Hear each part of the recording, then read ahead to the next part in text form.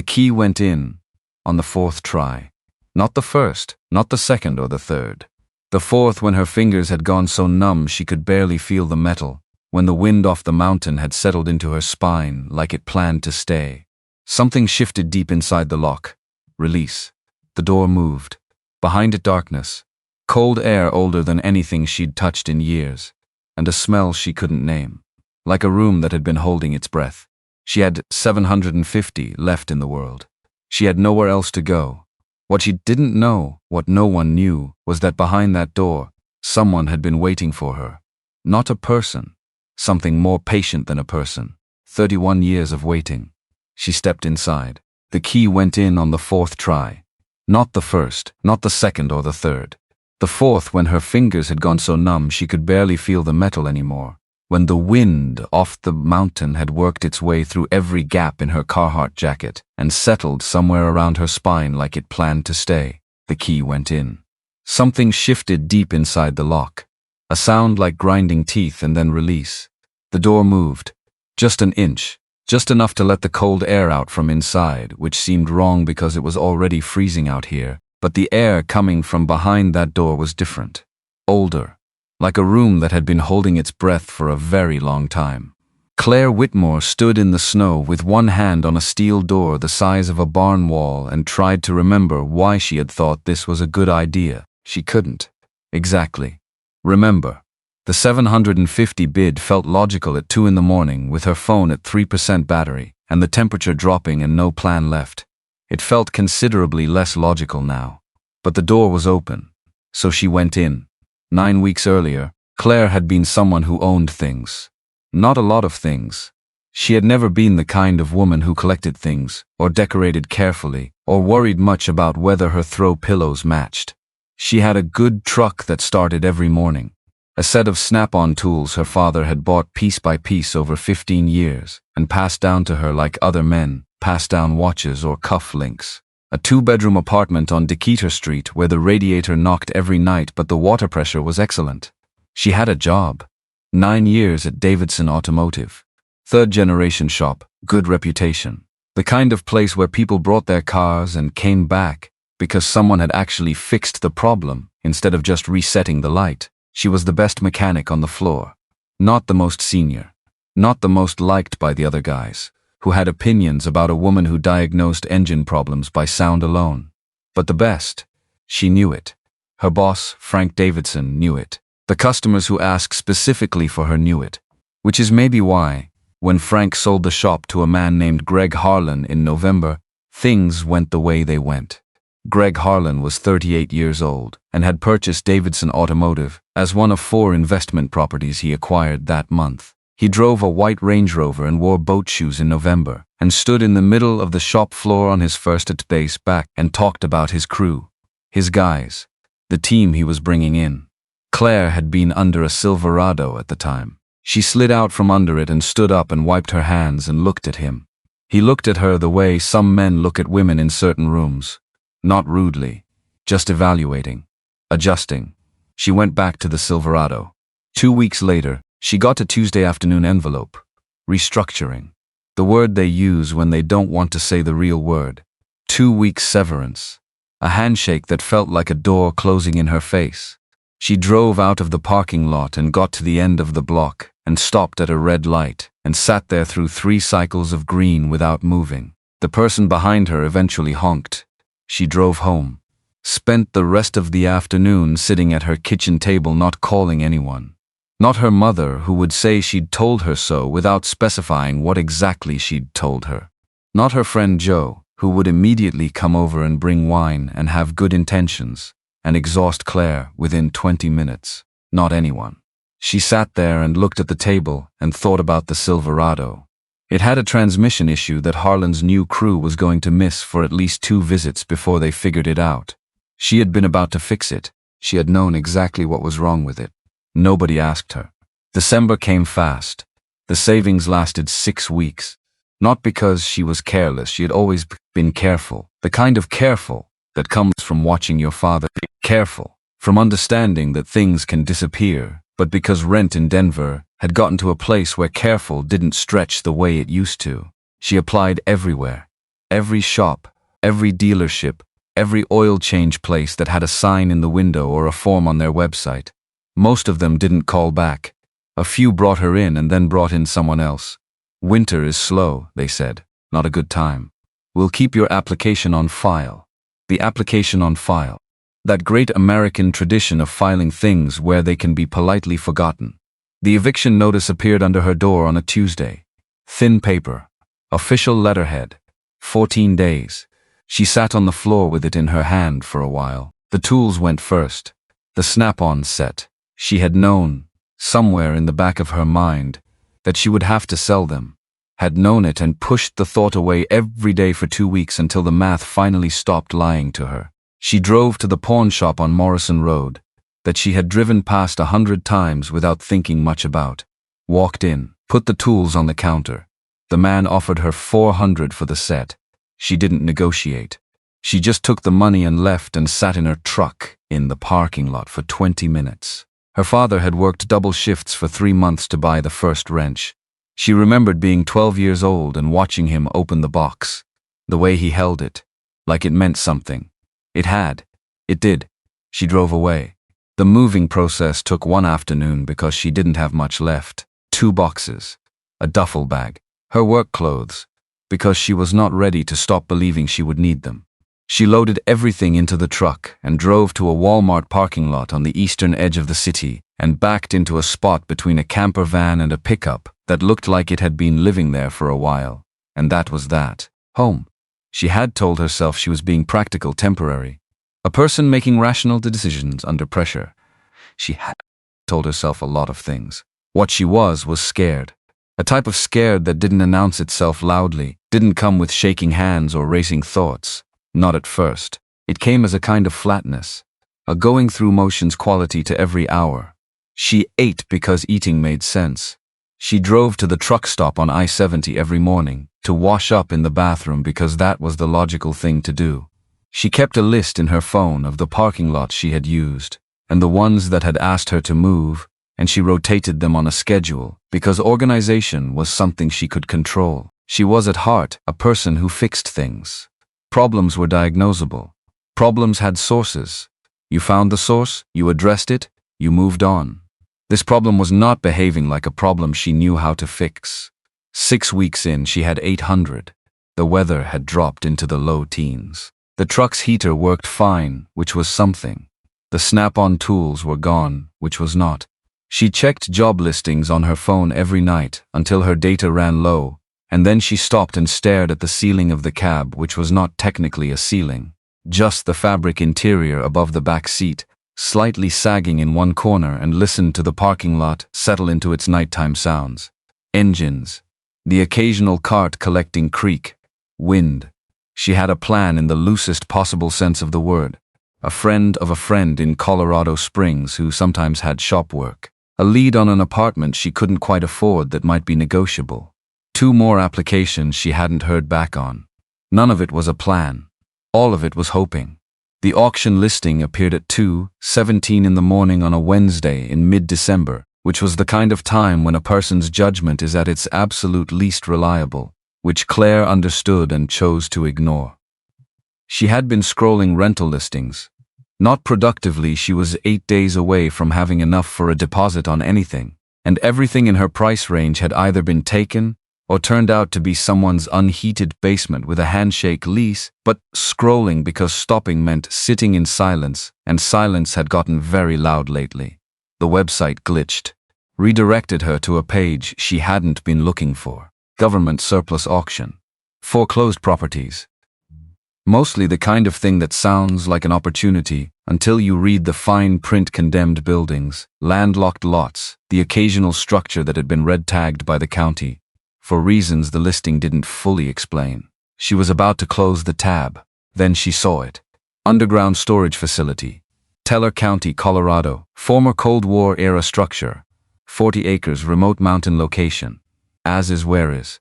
Starting bid $500. Auction closes in 6 hours. 1 photograph. A concrete face set into a hillside. A heavy steel door.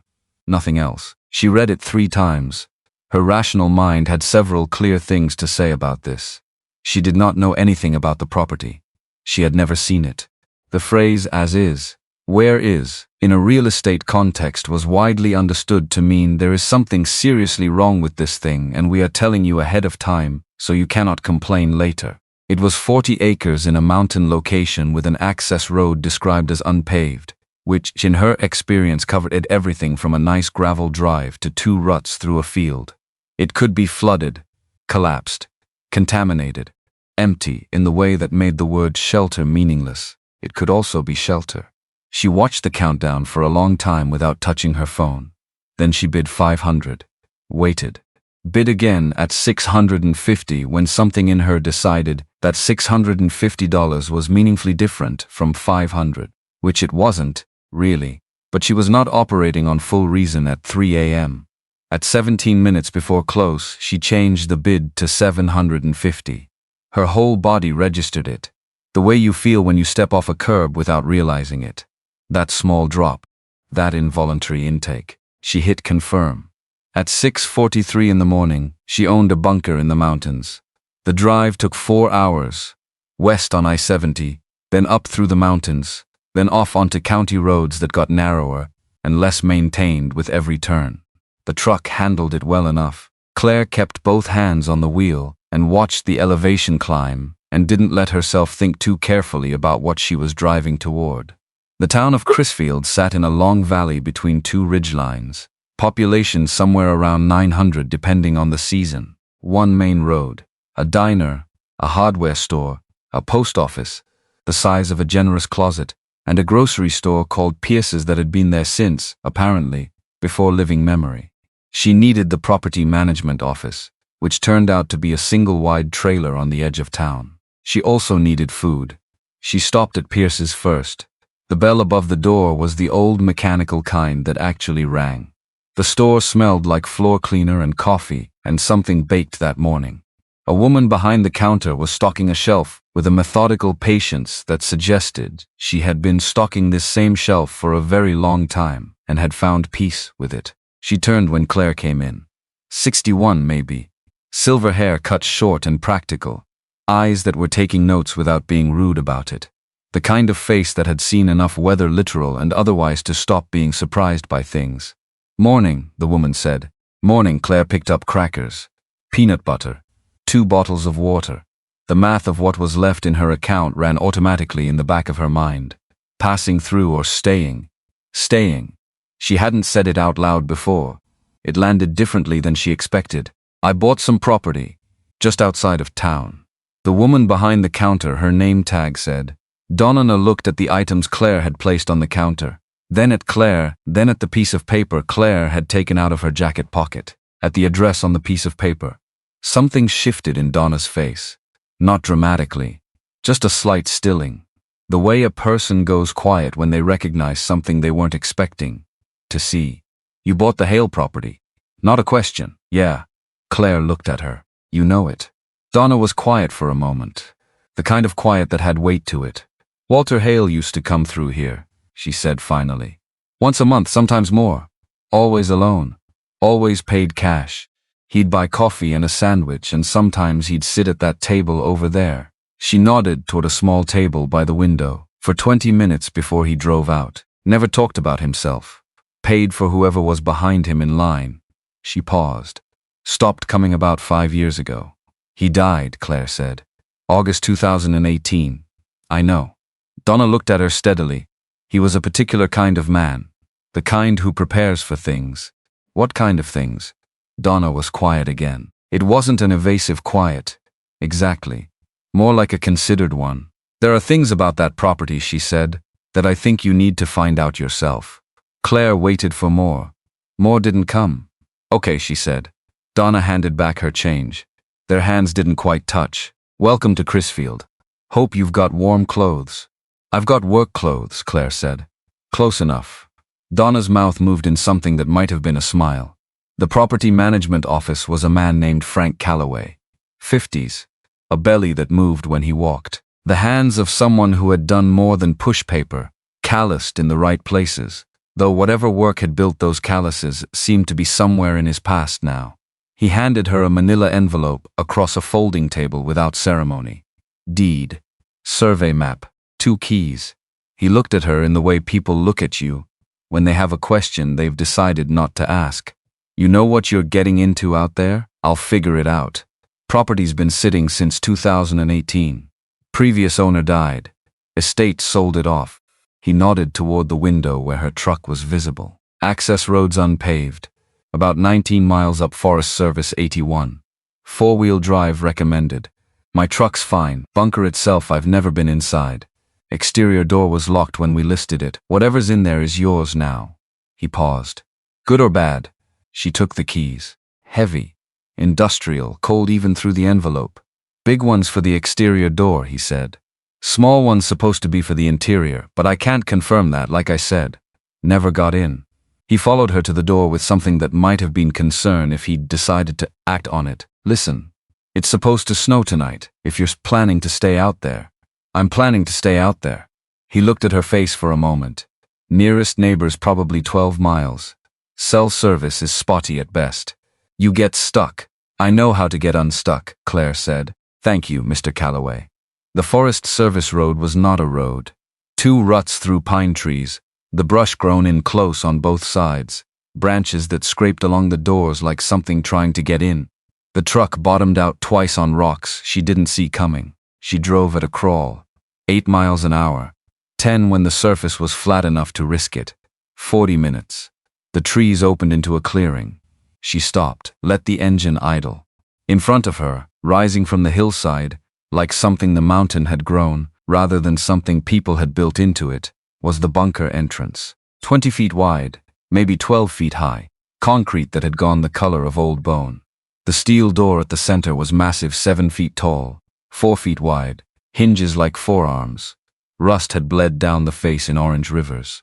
Ice hung from the edges, where water had worked its way in and frozen, making the entrance look like it had teeth. It was, objectively, the most forbidding thing she had ever considered entering. She sat in the truck for 2 full minutes. Then she got out. The snow in the clearing was deeper than it looked.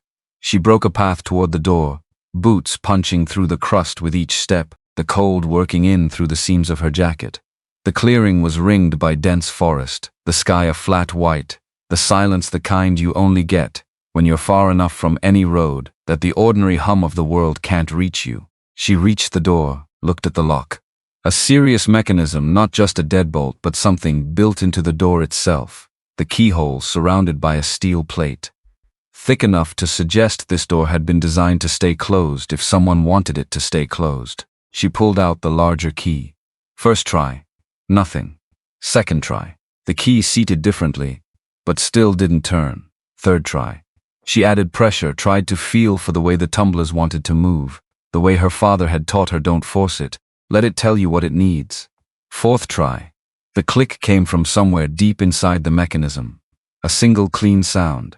Then the grinding release of tumblers that hadn't moved in years. She put her weight against the door and pulled. It was heavy, heavier than she'd expected from a door that size, which was saying something, because she'd expected it to be very heavy. Maybe 200 pounds of steel that had been sealed against whatever Walter Hale had decided he needed to seal it against. But the hinges held. The door moved, groaned like a tree in wind, and then swung open. Cold air hit her. Not cold like outside. Cold like a space that had been kept at a specific temperature deliberately. Still. And with it, a smell, concrete and metal and paper, and something else. Something like the inside of a room that has been sealed against the world for a very long time, that has kept its own atmosphere in a bottle for years. She turned on her phone's flashlight. The beam cut into the dark. An entry chamber, concrete walls, concrete floor, concrete ceiling, maybe 20 feet deep. At the far end, a second door, smaller, more ordinary, with a simple handle and a keyhole that matched the smaller key on her ring. In the corners, a few things left behind. A broken chair, 3 legs of 4, a cable spool, a folded tarp over something she couldn't identify. No water on the floor, no obvious structural damage, no smell of mold or rot or the particular wrongness that comes when a building has failed against the elements. The structure was solid. She crossed to the inner door. The small key turned smoothly first try, and the door swung open onto a hallway stretching back into darkness. She moved the flashlight left, right, up. The hallway was lined with conduit and pipes. Doors branched off at intervals. At the far end, a stairwell going down. This wasn't just a room. This was a facility. Claire stood in the doorway for a moment, the cold of the mountain on her back, and the older, stiller cold of the structure in front of her, and did a fast inventory of what she knew. Grid power was somewhere. There were overhead lights in the hallway, fluorescent fixtures still in their housings, and the conduit running along the wall was substantial enough to suggest serious electrical infrastructure. There was plumbing. She could see water lines. There was a ventilation system, or had been. She could see the ductwork running above the light fixtures. None of it was on, but the infrastructure was there. She had spent 9 years diagnosing problems in machines. She had learned over those 9 years to resist the urge to judge a machine by its appearance and instead to locate its logic. How was it designed? What was it supposed to do? Where did its systems connect?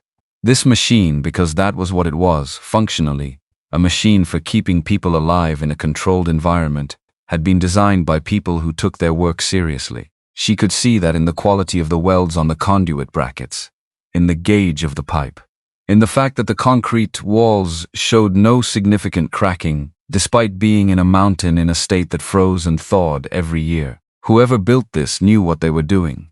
She found the generator on the second level.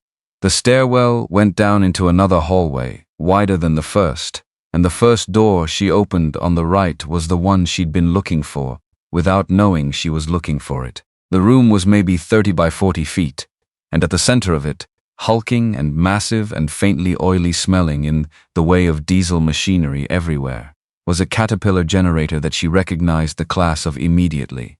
500 kilowatts. The kind of thing you put in a hospital. The kind of thing you build a room around because you're never moving it. She walked around it slowly, checked the fuel gauge first. 3/4 full, which was wrong. In the right direction, but wrong. A diesel generator that had been sitting unused for 5 years should not have 3/4 of a tank. Diesel didn't evaporate, but systems leaked. Things corroded. 3/4 full meant someone had been adding fuel, or the tank hadn't been sitting for 5 years. She checked the oil. Golden. Not black, not sludge. Properly maintained oil. She checked the belts. Aged but not cracked. The air filter. She looked at it for a long time without saying anything. The air filter was clean, not new clean. Not just changed clean, but not years of neglect dirty either. Someone had changed this filter within the last, she thought about it, 6 months. Maybe 8, maybe a year at the outside. Someone had been in here after Walter Hale died. She stood in front of the generator for a moment, factoring this. Then she pressed the start button. The generator coughed twice. The sound of something remembering what it was supposed to do. Then it caught, then it roared to life, with a sound that went through the concrete in the mountain and probably out into the valley below. A sound like something enormous waking up from a sleep it hadn't chosen. The lights in the hallway came on. She could hear, somewhere above her, the ventilation system engaging. And then, after a moment, the deep thrum of the heating system, old ductwork, groaning as it filled with warm air for the first time in years. She stood in the generator room with diesel exhaust drifting past her, and the lights on in the hallway and the heat beginning to move, and thought, okay. The next 4 days were the most productive of her life. That was not hyperbole. She had been productive before she was a person who moved through tasks efficiently, who woke up ready to work, who found the morning's to-do list satisfying in its specificity. But 4 days in that bunker, alone with a structure that had 1,000 things wrong with it, in the sense of being dormant for years, and she moved through them with a focus she hadn't felt since the early weeks at Davidson, when everything was new and every problem was interesting. Water system. An artesian well drilled into the mountain aquifer, with filtration and holding tanks and pumps that activated automatically when she restored power. She ran the tap for 5 minutes before the brown cleared to gray, cleared to clean. She filled a cup and drank it, and it was better than bottled. Electrical. The main panel had every breaker switched off. She brought them up one by one, checking for shorts, listening to the system, the way you listen to a car engine, feeling for wrongness. Nothing blew, everything held. Heating. The system was older than she was, but built to a standard that made modern equipment look careless. Forced air from the generator exhaust heat exchanger, with electric backup elements and distribution through every room. By hour 6, the temperature in the living quarters had come up from the low 40s to 62 degrees.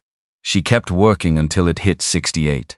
She slept that night on a bunk mattress still in its original plastic wrap, still with her jacket on, because 68 degrees in a concrete room is not the same as 68 in a heated apartment, and woke up at 5:30 because she always woke up at 5:30 and lay in the dark for a moment, listening to the hum of the generator and the circulation of warm air through the ducts, and thought, this is a building that is running, a building that works, and it is mine, not because she deserved it, not because she had earned it in any dramatic sense.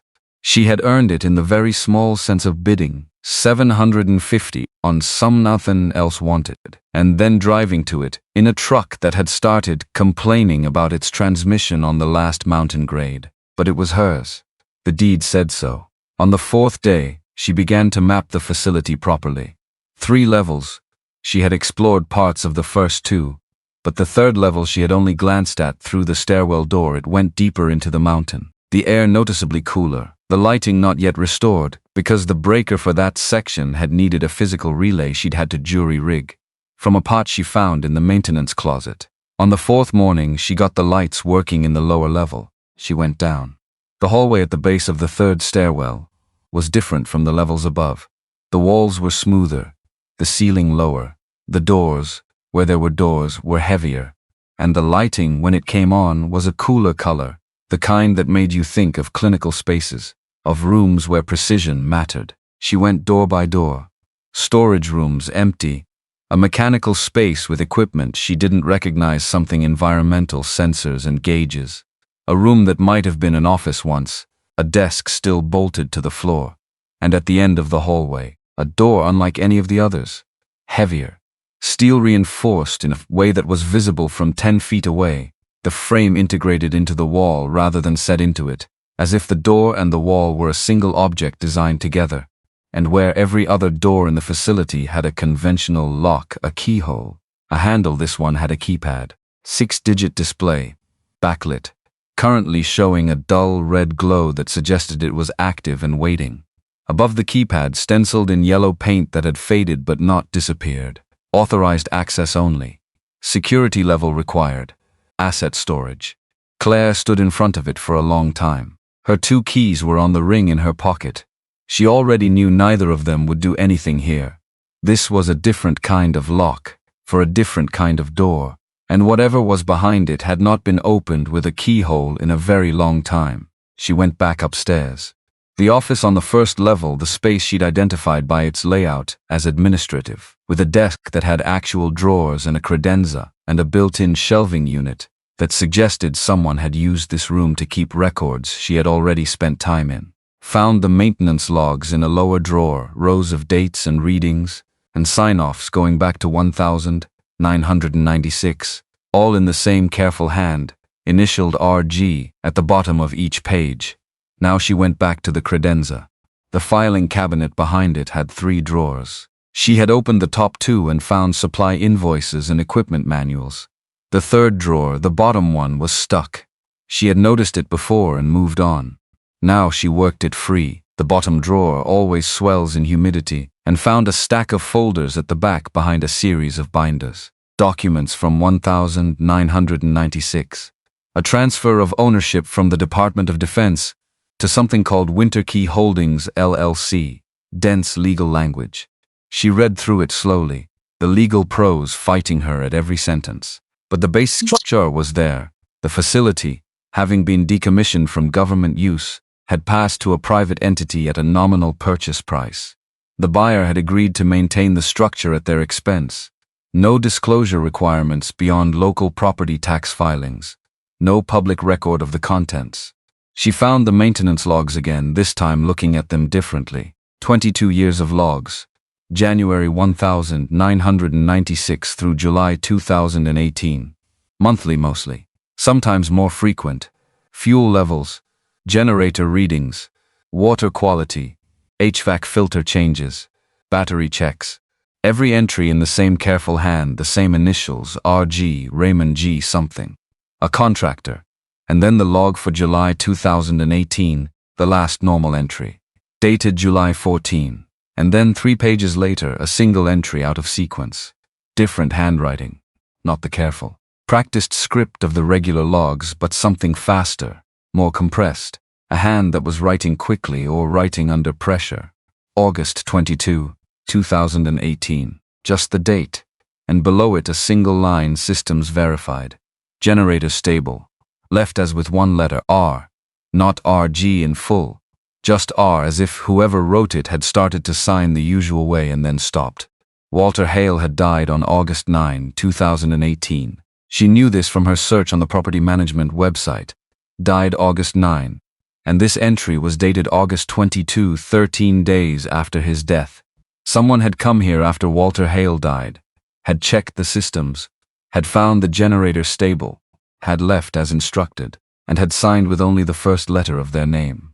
She sat with the log in her hands for a while. She was a mechanic. She solved problems by tracing them to their source. This was a problem that had a source. The source was a person named R, who had been here after the owner died, and who had kept this place running when there was no obvious reason to keep it running, except that someone had told them to. She searched the rest of the office. Computer in the corner, Windows XP. She plugged it in and waited, and it actually started, which was more than she'd expected. The hard drive had been wiped, or most of it had.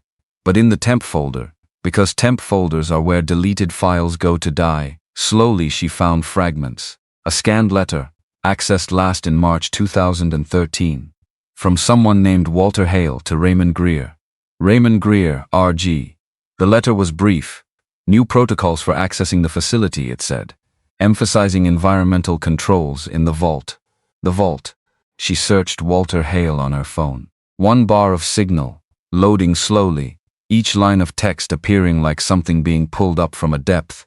Walter Hale, founder of Hale Systems, a software and data infrastructure company started in 1981 in Colorado Springs, grew through the 80s, sold to IBM in 1999 for $1.1 billion, known subsequently as a reclusive figure, interested in economic theory, and what one profile from 2007 called preservation philosophy, the idea that wealth should be stored in forms that would survive systemic shocks, currency crises, institutional failures.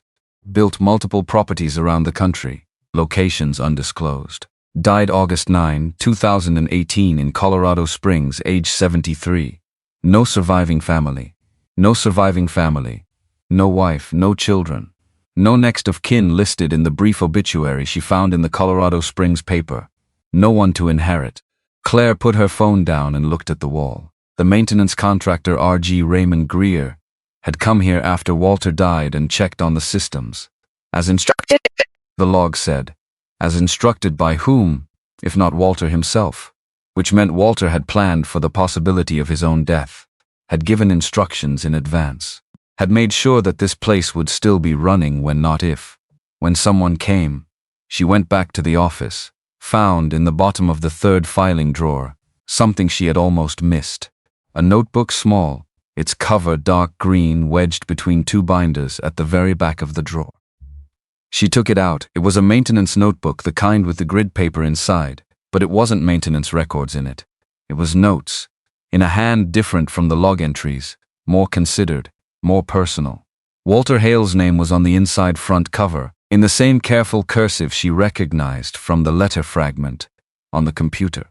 She set it on the desk, and then, because it was late and the generator was running steadily, and the heat had gotten the living quarters to a temperature where she could feel her feet again, she picked it up and took it downstairs and sat on the bunk mattress and began to read. The notebook covered 2010 to 2018. Not daily entries. Walter wasn't that kind of writer. He came to the notebook when he had something to work through. Weeks would pass between entries, sometimes months. But when he wrote carefully. He wrote about his mother, Elizabeth Hale, born July 14, 1931, in a small house outside of Pueblo, the daughter of a dry goods merchant who lost his store in the Depression and never quite recovered from it financially or otherwise. She had worked 2 jobs for most of her adult life: switchboard operator during the day, seamstress at night, and then later, when the switchboard work disappeared, receptionist and seamstress, and she had raised Walter alone after his father left in 1959.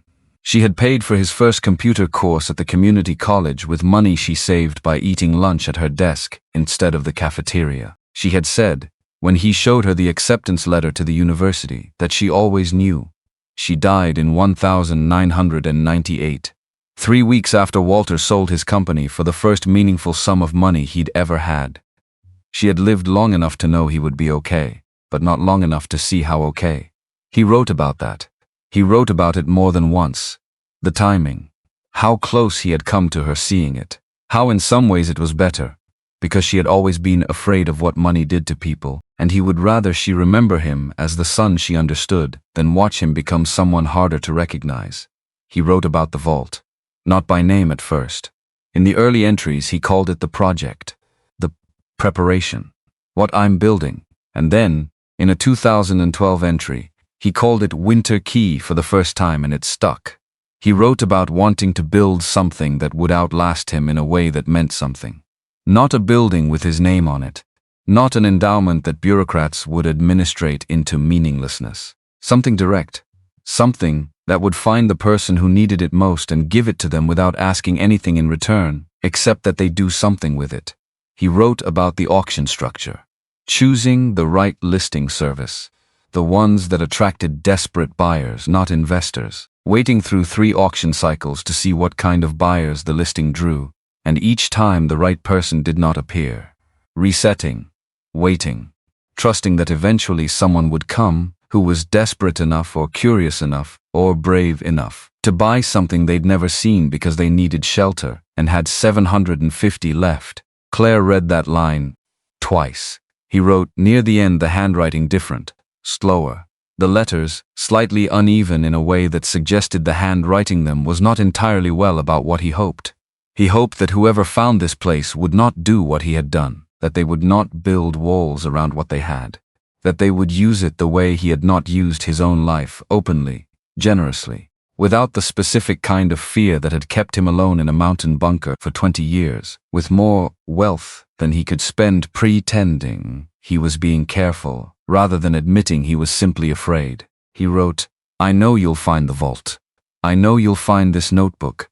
I left them both where someone thorough enough to look would look. If you're reading this, you're thorough. You're also probably tired and cold and trying to understand what you've stumbled into. He wrote, the code is the day she came into the world, not the day she left it, and in the margin, written in a different pen, smaller, at an angle like a thought he'd had, while reviewing what he'd written July 14, 1931, 71,431. Claire sat with the notebook in her lap for a long time. The generator hummed. The heat circulated. Somewhere in the mountain above her, snow was coming down onto the clearing, onto the concrete face of the entrance, onto the door that had opened on the 4th try. She stood up, went downstairs, walked to the end of the 3rd-level hallway, stood in front of the door with its keypad glowing red and its faded yellow warning and its 6 empty waiting spaces. She entered the first digit, 0. A soft beep, 7, beep, 1, 4, 3, 1. The screen was still for 1 second, too. She heard her own breathing. She heard the ventilation system. She heard from very far away the deep sound of the mountain being what it had always been. Then the screen turned green. Then the locks began to disengage. Not one lock. Several. She counted 6 separate sounds, each one a different pitch, like the mechanism was a chord being played by something very large and very precise. And then the door moved, not swinging open but releasing, the seals breaking with a sound like a sigh, and she pulled the handle, and the door came toward her, and cold air poured through the gap. She held her flashlight up, and then the motion sensors caught her, and the lights began to come on, fluorescent tubes in sequence, one section at a time, revealing the space in stages, the near wall first, then the middle, then the back, and what they revealed was not a room. It was something else entirely. 30 feet high at the apex, maybe 100 feet deep. Carved into the mountain itself, the natural rock visible above where the concrete stopped, the ceiling a rough dome of stone that arched overhead like the inside of a very old and deliberate thing. Glass cases along both walls, climate-controlled, their little displays showing temperature and humidity. Paintings mounted in frames with their own environmental systems. And along the back wall, floor to ceiling, row upon row of identical steel boxes, each labeled with a date and a number, the dates beginning in 1986 in the lower left and climbing upward and rightward until they reached 2017 in the upper right corner. 412 boxes. Claire stood in the doorway of the vault that Walter Hale had spent 32 years filling and looked at what he had left behind and felt, for the first time in a very long time, something she didn't immediately have a name for. Not relief, not excitement, not the specific feeling of a problem solved. Something older, something that sat in the chest differently. She would figure out later what to call it. For now she walked in. The vault smelled like cold metal and old paper, and something faintly chemical that she couldn't name. Climate control. That was the smell. The particular quality of air that has been filtered and regulated for years, stripped of everything unpredictable, kept at precisely the temperature someone decided was correct for the preservation of things worth preserving. Claire stood just inside the doorway and let the lights finish coming on. She was a mechanic. She diagnosed things by their details. So she did that now. She walked slowly along the left wall and looked at each case without touching anything, without reaching for her phone, without doing the math. Just looking first. The way her father had taught her: before you fix it, understand it. Before you understand it, just look. The first case was coins. Not the kind you found in a drawer or inherited in a coffee can. These were organized in velvet trays, each one in its own protective capsule. Each capsule labeled in a hand she was beginning to recognize as Walter's. The labels were specific. Not just gold coin, but 1,893 Morgan dollar MS-65, Carson City. Not just old currency, but descriptions that meant something to someone who knew what they meant. She did not know what they meant yet. The second case held paper currency. Large format notes from the early 20th century. Silver certificates. Federal Reserve notes from before the aesthetic changed. Bills that looked more like engravings than money, more like art than anything you'd fold into a wallet. The third case held artwork. Not prints, not reproductions, originals. Each one mounted in its own climate-controlled frame. Each one accompanied by a small laminated card with a title and a date and a name. A harbor scene in Impressionist style. A landscape that she thought might be New England rocky coast, gray water, a light she recognized as particular to that part of the country, even though she'd only been there once. A small bronze that sat alone on a plinth inside its case. A figure caught mid-movement, frozen in the way that good sculpture freezes things without making them feel dead. She kept walking.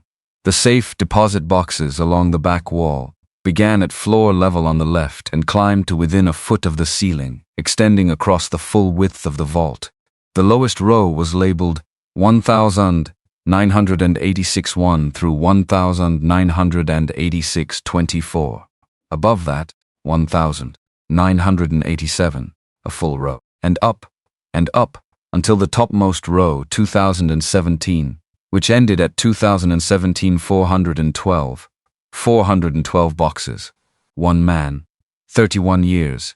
She did the math without meaning to. More than 13 boxes a year. More than one a month. At the center of the vault, a wooden desk. Not a folding table or a camp setup.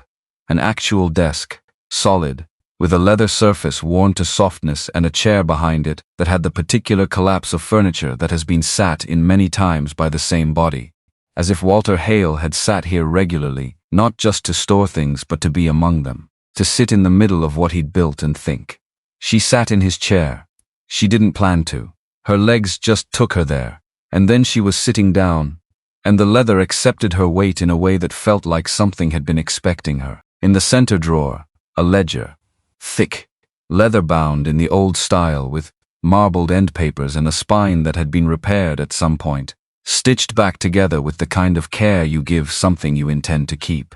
The first page was dated January 15, 1986. The handwriting was the same careful, architectural script she recognized from the notebook upstairs, each letter formed with deliberate intention, as if Walter understood that what he wrote here would need to be legible to someone who wasn't him. Project Winter Key. The header read, Personal Asset Preservation Initiative. Below that, a paragraph of explanation. She read it slowly. He wrote about what he'd seen happen to fortunes, to currencies, to institutions that seemed permanent until they didn't. He wrote about the specific lesson of watching his mother work 2 jobs her entire life, save carefully, do everything right, and still have almost nothing when she died, not because she'd failed, but because the systems around her were indifferent to her effort. He wrote about the particular futility of that. And then he wrote about what he'd decided to do instead. He was going to build a repository, a place where value could survive anything. Gold that had been considered valuable for 5,000 years and showed no signs of stopping. Art that transcended the political systems that printed currency. Equity in companies that built things people needed. Physical assets that couldn't be deleted by a market correction or seized by a government with a different set of priorities than it had when you acquired your assets. He wrote, If I'm wrong about the fragility of these systems, if I die peacefully and civilization holds together, then someone will find this and have the means to do something beautiful. And if I'm right, then I'll have built something that can survive what's coming. She turned pages. The ledger was meticulous. Every acquisition recorded, the date, the item, the purchase price, where it came from, which box number it went into, what the estimated value was at the time of entry, and at each subsequent reassessment. He had reassessed annually until 2015, then every 6 months. The final assessment was dated March 28, 2018. 5 months before he died. She found the summary page at the back. Total asset inventory, March 2018. Gold and precious metals 47.2 million. Rare currency collection 12.4 million. Investment grade artwork 33.8 million. Bearer bonds and debt instruments 41.6 million. Stock certificates and equity positions 118.3 million. Cryptocurrency holdings 56.7 million. Total estimated value 310 million. Claire put the ledger down on the desk, picked it back up, looked at the number again, put it down again. $310 million. In a mountain, in a bunker, on land she had purchased for $750 because she needed somewhere to sleep. She looked at the ceiling of the vault, natural rock, slightly rough, the ceiling of the mountain itself. She looked at the rows of boxes. She looked at the paintings on the wall. She looked at the ledger. Then she looked at her hands. Mechanic's hands. Short nails permanently stained along the cuticles in a way that soap and a nail brush had never fully addressed. A scar across the right palm from a slip with a box cutter 6 years ago. Calloused on the inside of the thumb and the first 2 fingers from years of gripping tools. These hands had fixed a lot of things. She was not sure they were equipped for this. The envelope was at the back of the ledger drawer. She almost missed it. It had slipped to the back, held in place by the drawer's back panel, sealed with wax in a dark red that had partly cracked with age. The outside read, in Walter's hand, "To whoever finds this." She broke the seal carefully. Old wax, brittle. The letter inside was 2 pages, typed on what looked like a typewriter, the letters slightly uneven in the way of real keys, striking real ribbon, not the perfect uniformity of a printer. Dated August 1, 2018. 8 days before he died. She read it. He wrote the way he'd written in the notebook, considered. Unhurried. The letter of a man who had made his peace with the time he had, and was using what was left of it to say something he needed to say. He wrote about regret. About the specific regret of having had enormous resources, and using them primarily to build walls. About understanding, only in the last few years, that the thing he'd been afraid of, the collapse, the crisis, the moment when everything fell apart, had already happened to millions of people. He, who hadn't had the option of building a bunker, that while he'd been storing gold against a hypothetical catastrophe, real catastrophes had been happening to real people every day. and he hadn't done much about that. He wrote about his mother, about how she would have looked at what he'd built and had complicated feelings. She had been the most practical person he'd ever known. She would have understood the logic of preservation, and she would have asked what good it was doing just sitting there. And then he wrote the part Claire read 3 times. I know you're there because I prepared for you. I didn't leave this to chance. I made sure this property ended up in the right type of auction. The kind where desperate people look. Not investors, not developers. People who need something to work. I watched 3 auction cycles pass without the right person appearing. I adjusted the listing. I waited. If you found this vault, you found the notebook first. If you found the notebook, you solved the code. If you solved the code, you already know more about Elizabeth Hale than most people who knew me in life. That tells me something about you. You're thorough. You don't give up when things are hard. You found a way to make this facility work when everything in it was dormant, which means you understand systems and you aren't afraid of them. You bought something you'd never seen because you needed it badly enough. That's not recklessness. That's faith. And that tells me something too. My only request, and it is a request, not a condition, is this. Don't do what I did. Don't protect what you have by building it into a wall. Use it. Help people. Be less afraid than I was. This wealth is real. What you do with it is entirely up to you. Good luck, and thank you for caring enough to look. Walter Hale, August 1, 2018. Claire folded the letter. Put it back in the envelope. Put the envelope in the front pocket of her jacket, against her ribs, where she could feel its edges. She sat in Walter Hale's chair in the middle of Walter Hale's vault with $310 million around her and thought, okay. She turned off the lights when she left, pulled the door closed behind her, heard the locks re-engage, one by one, 6 separate sounds. The keypad cycled back to red. Still there. All of it. Still there when she came back. She climbed the stairs to the living quarters and lay on the bunk mattress and stared at the concrete ceiling and did not sleep until nearly 4 in the morning. The lawyer's name she got from Donna. 2 weeks after she opened the vault, she drove back down the mountain to Crisfield, pulled into Pierce's.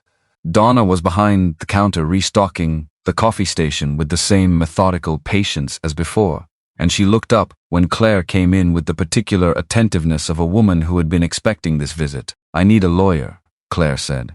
Property law. Maybe estate law. I'm not entirely sure what kind yet. Donna poured her a coffee without asking if she wanted one. Slid it across the counter. Daniel Rourke, she said. Colorado Springs. Office above the bakery on Terrace. He's fair. He doesn't promise things he can't deliver. You know him? Grew up here. Left for law school, came back. Donna looked at her steadily. He knew Raymond. Raymond, the maintenance contractor. The RG in the logs. Claire had been turning that piece of information over and over for 2 weeks. The way you work a loose tooth with your tongue. Donna, she said. What do you know about Raymond Greer? Donna was quiet for a moment that had a particular texture. Not evasion. Just consideration. He came in here the morning of August 22, 2018, Donna said. 13 days after Walter died. He had an envelope with him. He asked me to hold it. Said if anyone ever came asking about the Hale property, I should give it to them. Claire set her coffee cup down. 5 years, she said. 5 years. Donna met her eyes. Nobody asked until you. Do you still have it? Of course I still have it. Donna reached under the counter and produced a business envelope. White, slightly yellowed at the edges. Sealed, nothing written on the outside. I figured when the right person asked, I'd know. Claire took the envelope. How do you know I'm the right person? Donna looked at her. At the jacket she'd been wearing since she arrived. At the hands on the counter. At the expression of someone who was tired in a specific way, not from laziness or defeat, but from sustained, intentional effort. Because Walter described you, Donna said simply. Not by name. Just what kind of person? Claire opened the envelope in her truck in the parking lot, inside a formal letter. Walter Hale's name at the top, the date April 12, 2016, a notary stamp at the bottom. Below the stamp, the signature and information for a Gerald Pitt, attorney at law, Flagstaff, Arizona. The letter was addressed to Walter's estate attorneys and to any court that might subsequently find it relevant. Its language was formal and specific and completely unambiguous. It concerned a woman named Diane Hale, Walter's half-sister, and her descendants. It documented Diane's attempt to establish contact in early 2016, which Walter had recognized immediately as financially motivated. Her first contact in 37 years had coincided to the month with a Forbes profile that estimated his net worth for the first time. The letter stated, in language that had clearly been written to survive scrutiny, "I explicitly and permanently disinherit Diane Hale and all of her descendants from any asset I control or have previously controlled, including and specifically the property known as Winter Key Holdings LLC and all assets therein. This disinheritance is final and unconditional." 2 paragraphs later, furthermore, "It is my stated and documented intention that Winter Key Holdings and all associated assets pass to the individual who purchases the property at public auction following my death, provided they locate and access the vault through the means I have established. This is not an oversight in my estate planning. It is the plan." Claire read it twice. Then she put it back in the envelope. Then she sat in the parking lot for 10 minutes without starting the truck. Walter had known someone might come after whoever found the vault, had prepared for that too, had filed this letter 2 years before he died, with a notary and an attorney who were presumably still alive and reachable, and capable of confirming its authenticity. He had thought of everything, which was, somehow, the thing that got her, not the money, not the vault or the ledger or the art on the walls. The fact that this man, alone in a mountain, dying, had spent his last years thinking through every possible obstacle that might stand between his intentions and the person he hoped would receive them, and had then methodically removed each obstacle he could identify. She started the truck and drove to Colorado Springs. Daniel Rourke's office was exactly what Donna had described, above a bakery, accessible via a staircase on the outside of the building that delivered you to a landing and a door, with his name on frosted glass. The bakery smell came through the floor. It was cinnamon that morning. Maybe cardamom. She waited in a chair that had seen decades of waiting. He came out to get her himself. 54 maybe. Gray streaked through brown hair that needed cutting. Reading glasses folded into his breast pocket. Hands that did not look like lawyers' hands, the knuckles a little enlarged. The skin weathered in a way that suggested he had done different work before this work, or alongside it. He shook her hand. Firm. Professional. "Miss Whitmore. Come in." She put everything on his desk. The deed. The auction documentation. The maintenance logs. Photographs of the vault she'd taken on her phone. The master ledger's summary page also photographed. Walter's letter. And the envelope from Donna. He read for 31 minutes. She watched the clock on his wall and said nothing. He made notes on a yellow legal pad. His handwriting was fast and confident, the shorthand of someone who had been taking notes for a very long time. When he was done, he took off his reading glasses and set them on top of the stack of documents. "I need to ask you something directly," he said. "Okay. Is there anything about how you acquired this property, or what you found inside it, that is illegal, that I should know about before we proceed?" "No." She said it without hesitating because there was nothing to hesitate about. "I bought it at a government surplus auction. I've documented everything from the moment I arrived. Everything I've shown you is exactly as I found it." He looked at her for a moment. The look of a man assessing not the words but the person saying them. "All right." He picked up his pen again. "I need a day to research some case law. But here's what I can tell you right now. The property was hers. Clear. The auction had been legitimate. The estate had transferred the land. Everything within the property boundaries at time of transfer belonged to the buyer, on standard real estate law. That part was solid. The more complex question was whether Walters, through any surviving heirs, could argue that the vault's contents represented assets that should have been part of the 2019 probate proceedings. The estate had been settled based on what the attorneys knew existed. If they didn't know about Winter Key Holdings, those assets weren't part of the settlement. Which means, she said, someone with a blood claim to Walter Hale's estate might argue the vault should have been included, that they were deprived of assets they were entitled to because those assets were hidden. But the letter. He looked at the envelope, at the notary stamp, at Gerald Pitt's information. If this letter is authentic, he said, and if Gerald Pitt is still alive and able to confirm he drafted and witnessed it, then Walter's intent is documented and legally significant. He didn't accidentally exclude these assets from his estate. He deliberately structured the transfer outside of estate channels and said so explicitly in a notarized document filed with a licensed attorney 2 years before his death. Intent matters in law. Yes. Intent matters enormously. He tapped the envelope. This is the center of your case. If it comes to a case, we'd need to locate Pitt and confirm. It will come to a case? Daniel looked at her steadily. You found $310 million in a mountain. Someone will come. She drove back to the bunker that evening, parked in the clearing. Sat in the truck for a while before going in, looking at the concrete entrance in the headlights, the steel door, the ice that had partially melted and refrozen in new shapes since she'd first stood in front of it. 6 weeks ago she had been in a Walmart parking lot counting what was left. Now she was sitting outside a mountain in Teller County, with a vault code in her memory and a notarized letter in her jacket pocket and a question she didn't have an answer to yet, which was, what does a person do with this? She had been practical her whole life, because she'd had to be. Because the margin between fine and not fine had never been wide enough to accommodate impracticality. Every decision she'd made in the past 9 years had been run through the filter of what she could afford, what made sense, what could be sustained. This was outside the filter. This was in territory where the filter didn't have calibration marks.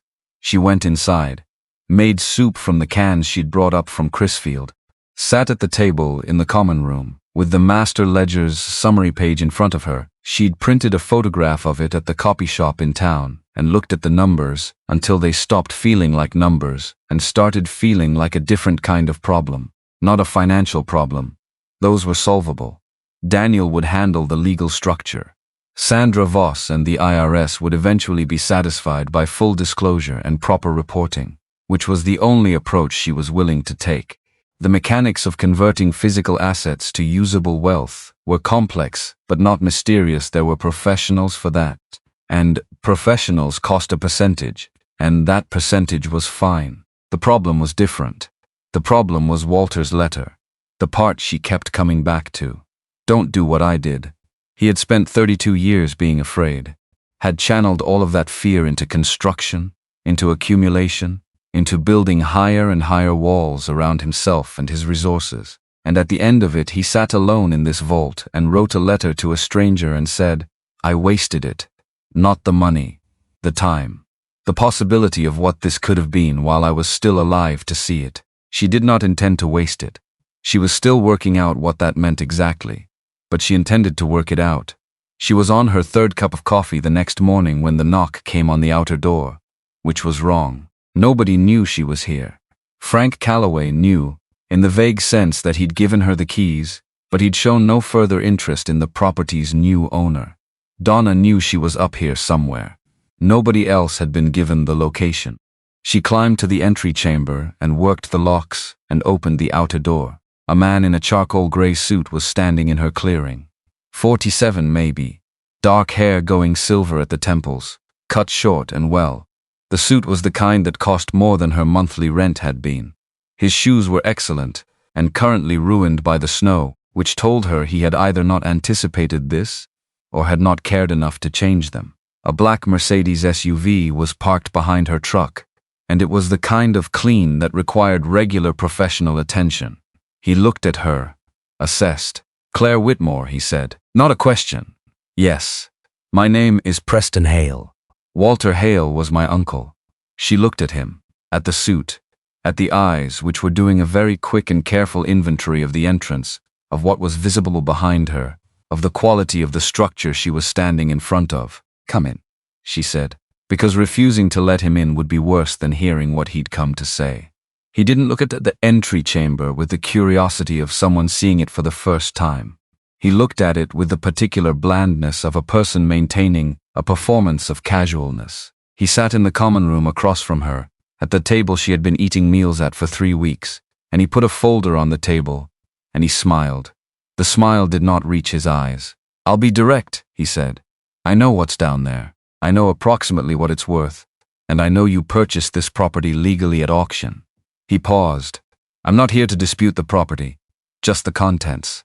The contents were never part of the sale. They represent assets belonging to Walter Hale's estate that were excluded from probate, not through proper estate planning but through deliberate concealment. As his surviving blood relative, I have standing to contest. He opened the folder, pushed it across the table. A legal filing. Teller County Court. Preston Hale versus Claire Whitmore. Already filed. Already in the system. She looked at it. Read the first page without rushing. I'm a reasonable man, Preston said. Litigation is expensive and slow, and the outcome is genuinely uncertain for both parties. I'm prepared to settle, he waited a beat. 80% to me. You keep 20%.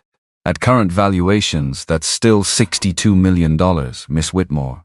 More than enough for a very comfortable life. She looked up from the filing. I need to talk to my lawyer, she said. Of course. He stood, smoothed his jacket. I'd encourage you not to wait too long. The longer this sits in litigation, the more attorneys take from both sides. He left a business card on the table. My attorney's information. Have yours call mine. He walked to the door, stopped, and I'd advise against liquidating any assets before this is resolved. Courts take a dim view of that. He left. She heard his footsteps in the entry chamber, heard the outer door open and close, heard the engine of the Mercedes start and the sound of it backing out through the trees. She sat at the table and looked at the business card. Preston Hale, attorney at law, a Denver address, a phone number. She turned it over. Nothing on the back. She called Daniel. Don't talk to him again without me present, Daniel said. And don't touch anything in the vault. I wasn't planning to. I know. I'm saying it anyway. A pause. Pull his bar record. Call me back. She had signal barely. From the entry chamber with the outer door cracked, she searched Preston Hale, Colorado Bar Association, and then added Illinois because something about the Denver address felt secondary, like a forwarding address, rather than a home base. Illinois Bar Association records. Preston Hale. Admitted 2001. Disciplinary action. 2019. Temporary suspension. 18 months. Conflict of interest. Representing adverse interests in an estate dispute without disclosure. Reinstated 2021. An estate dispute. She stared at that for a long time. He had done this before. Not this exactly, but something in the same family positioned himself between a deceased person's intentions and the legal machinery of their estate, and found the gaps and worked them. She called Daniel back. He was suspended in Illinois, she said. Estate conflict of interest. 2019. A silence. That's useful, Daniel said. It establishes pattern. It won't win the case by itself, but it will matter. Another pause. Claire. How much did you know about Preston Hale before today? Nothing. Then here's what I know. Walter Hale died without, as far as his estate attorneys were concerned, any surviving family. No siblings, no children, nobody. The estate was settled on that basis. If Preston Hale is now claiming to be a nephew, either the estate attorneys failed to locate him or he wasn't known to exist, or he deliberately stayed off the radar during probate and is now surfacing because he's found out what was in the vault. The third one, she said. Almost certainly the third one. She could hear him writing. Which means he's not coming from a position of wronged family member who was overlooked. He's coming from a position of opportunist who waited to see what emerged and is now making a move. Does that matter legally? It matters for how we present the case. It matters for the judge. It won't be the deciding factor. He stopped writing. The deciding factor is Pitt. I'm going to contact Gerald Pitt tomorrow morning. She went back inside, back down to the common room, sat at the table with Preston's card still in front of her. $62 million. He'd said it like it was a reasonable offer, like she should feel grateful, like the choice was between that and nothing. She thought about her father's tools, the pawn shop on Morrison Road, the $400 in her hand in the parking lot after. She thought about the entry in the maintenance log. August 22, 2018, just R. Someone who had come here 13 days after Walter died, had verified the systems, had left as instructed, and had given Donna an envelope to hold for the person who would eventually ask questions. Someone had believed she would come. or that someone like her would come. Someone had prepared for it. She picked up Preston's business card, looked at it. Then she put it in the folder with the legal filing and closed the folder and put it on the shelf where she kept documents she needed to deal with but didn't want to look at. She went back to work. The weeks that followed had a particular quality she would later have difficulty describing. Pressure, but not panic. Forward motion, but not speed. She had always done her best work when the situation was serious enough to require her full attention, and this situation was requiring it. Daniel filed a formal response to Preston's claim. He contacted Gerald Pitt in Flagstaff, who was 78, retired, and still entirely clear on the letter he had drafted for Walter Hale in April of 2016. Pitt agreed to provide an affidavit and, if necessary, testimony. The IRS arrived in the form of Sandra Voss, who came to the bunker on a Wednesday morning in a dark sedan and sat in the common room with a briefcase and a professional thoroughness that reminded Claire of a very organized doctor delivering results she wasn't going to enjoy hearing. Sandra was 50, roughly. Pale hair cut short. The kind of face that revealed nothing during working hours. Miss Whitmore, I'm conducting a review of certain financial activity associated with your name and tax ID over the past 8 weeks. Specifically, charitable donations totaling $85,000 distributed to 3 local organizations. I know what I gave, Claire said. Your combined income for the past 3 tax years is $81,000. Your most recent filing showed 0 income. Sandra opened her briefcase and set a stack of forms on the table. I'd like to understand where $85,000 came from. Personal savings. Sandra looked at her. The look of a woman who has been lied to in many creative ways over a long career and has developed excellent detection equipment. Miss Whitmore, she said carefully, personal savings accumulated on an income of $81,000 over 3 years, during which you also paid rent, living expenses, and eventually lost your income entirely, do not typically include $85,000 available for charitable distribution. No, Claire agreed. They don't. A pause. I found something in the property I purchased, Claire said. I am working with an attorney to document everything properly and report it correctly. I made those donations from a small amount I accessed before fully understanding the legal and tax implications. I've since stopped accessing anything until the legal process is complete. Sandra looked at her for a moment. That's a better answer than I usually get, she said. I'd like the name of your attorney. Daniel Rourke. Colorado Springs. She wrote it down. We'll be in contact.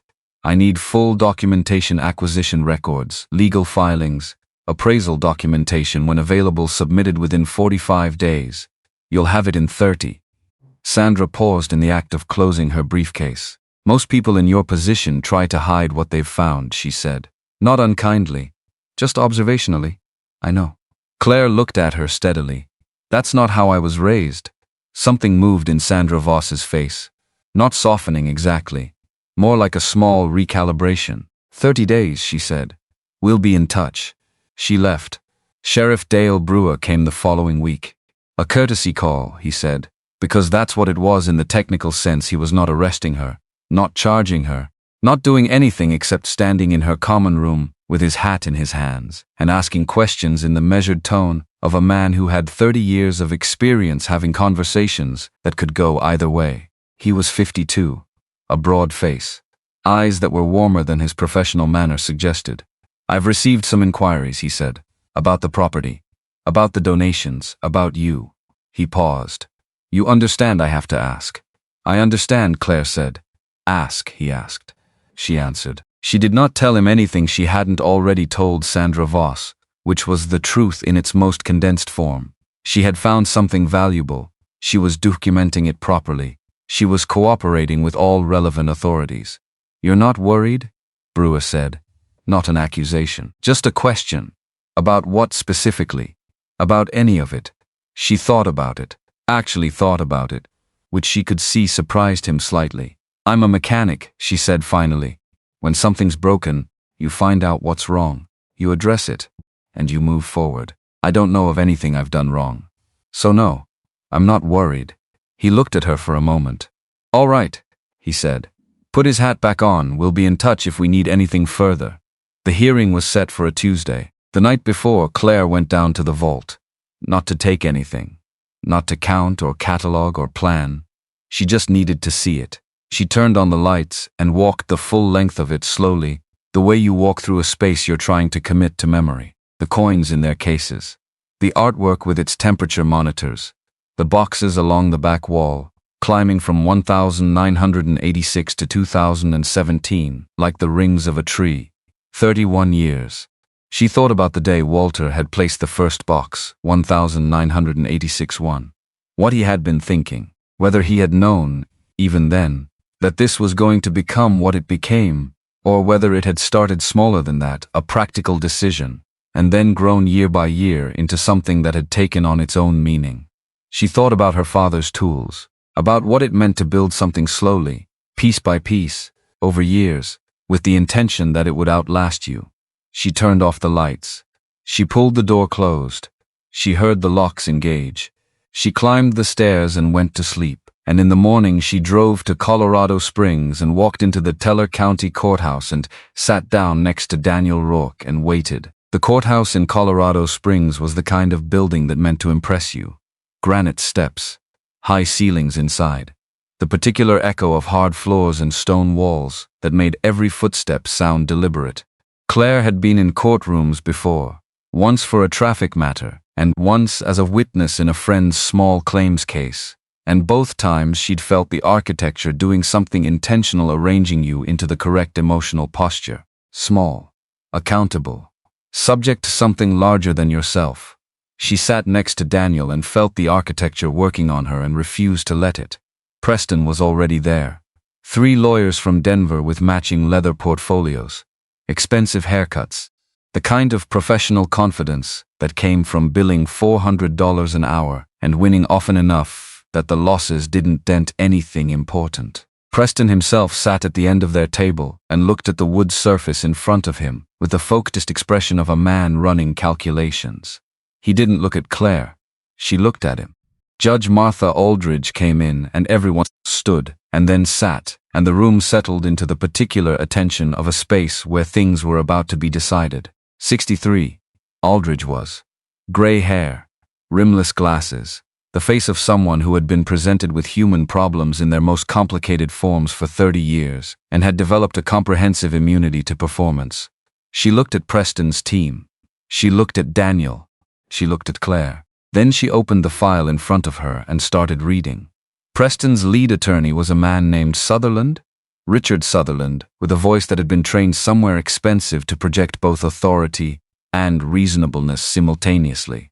He presented his case in sections, each one clean and organized, the way a person presents who has practiced this presentation several times. First, the genealogy. Preston's mother, Carol Hale, had been Walter Hale's half-sister. Different mothers. Walter's father had remarried after the death of Walter's mother, and Carol had been the daughter of that second marriage, younger by 11 years. The family had not been close, Sutherland acknowledged this, but the blood connection was documented. Birth certificates, DNA testing results, a family tree laid out on a board that an assistant placed at the front of the room. Second, the probate argument. Walter Hale's estate had been settled in 2019 based on information available to his estate attorneys at the time. Winter Key Holdings LLC had not appeared in any documentation provided to the estate. The property had been filed under a series of shell corporations that had obscured Walter's ownership. The estate attorneys, operating in good faith, had listed the property as a minor asset, undeveloped land, Teller County, valued at approximately $5,000, and sold it accordingly. Third, the standing argument. Under Colorado intestate succession law, when a deceased individual has no surviving spouse or children, the estate passes to siblings, or if siblings are deceased, to their descendants. Preston Hale was Walter's nephew. Carol Hale had died in 2017. Preston was her only child, which made him, under the standard application of Colorado law, the rightful heir to assets that should have been part of the estate's settlement. Sutherland paused here. Let it sit. The vault and its contents, he said, represent assets belonging to Walter Hale's estate. Miss Whitmore purchased the land. She did not purchase what was inside it. And under the law, what was inside it belongs to the man who put it there, and therefore to his legitimate heir. He sat down. Daniel stood up. He was not impressive in the way Sutherland was impressive. He did not have the suit or the practiced delivery or the assistant with the board. He had a yellow legal pad with handwritten notes and a stack of documents held together with a binder clip, and the unhurried manner of a man who was not performing confidence because he didn't need to. He started with the property law. Basic, clear, the kind of argument that didn't need ornamentation. Claire had purchased the property legally. Everything within the property's boundaries at time of transfer belonged to her as the new owner. That was standard real estate law in Colorado, and in every other state that had real estate law, which was all of them. Then he moved to intent. Your Honor, he said, the question before this court is not whether Preston Hale has a technical blood claim to Walter Hale's estate. The question is whether Walter Hale intended for these assets to pass through estate channels at all. He submitted the maintenance logs, submitted the Shell Corporation documentation going back to 1996, submitted Walter's journal, the relevant pages bookmarked, and then he submitted the envelope, Donna's envelope, the one Raymond Greer had given her, the notarized letter, dated April 12, 2016. He handed the original to the court clerk and a copy to Sutherland. I'd like to read the relevant section for the record, Daniel said. Sutherland looked at his copy. Something changed in his expression. Not dramatically, just a slight tightening. Daniel read it aloud. The formal legal language of Walter's disinheritance. Each clause deliberate, the final paragraph, the one about Winter Key Holdings, specifically delivered without editorial inflection, just the words. Walter's words, written 2 years before he died, witnessed by a licensed attorney, notarized, filed with the Colorado Bar Association. The room was quiet. Judge Aldridge was looking at her copy, reading it herself, not just listening. Preston had gone very still. Not the stillness of a person at rest, the stillness of a person maintaining control over something that wanted to move. Your Honor, Daniel continued, Gerald Pitt, the attorney who drafted and witnessed this letter, is available to testify by video deposition. He is 78 years old and residing in Flagstaff, Arizona, but he is in good health and has provided a sworn affidavit confirming the letter's authenticity and his memory of the circumstances under which it was created. He submitted the affidavit.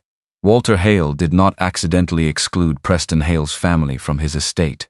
He explicitly and deliberately excluded them. He de-documented that exclusion with legal specificity.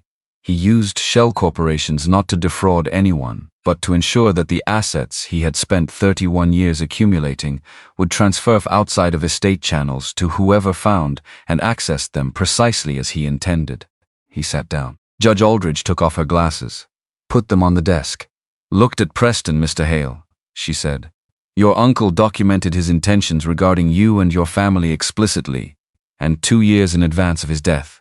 Were you aware of this letter? Preston looked at the table. Mr. Hale. I was aware, he said, that a letter of that nature had been discussed. Not written, not filed, discussed. Judge Aldridge looked at him for a long moment. Then she looked at Sutherland. Counsel, you presented a claim on behalf of your client based on intestate succession law. You are now aware of a notarized disinheritance document filed with the Colorado Bar Association 2 years prior to your client's death. Do you wish to request a continuance to review this evidence? Sutherland was already in quiet, rapid conversation with the second attorney at his table. He straightened. We would request a continuance, Your Honor, to assess the authenticity. The document has been authenticated by its author, a licensed attorney, via sworn affidavit, Aldridge said, and it has been on file with the Colorado Bar Association for 8 years. Continuance denied. She put her glasses back on. Robert Walter Hale's intent is clearly documented.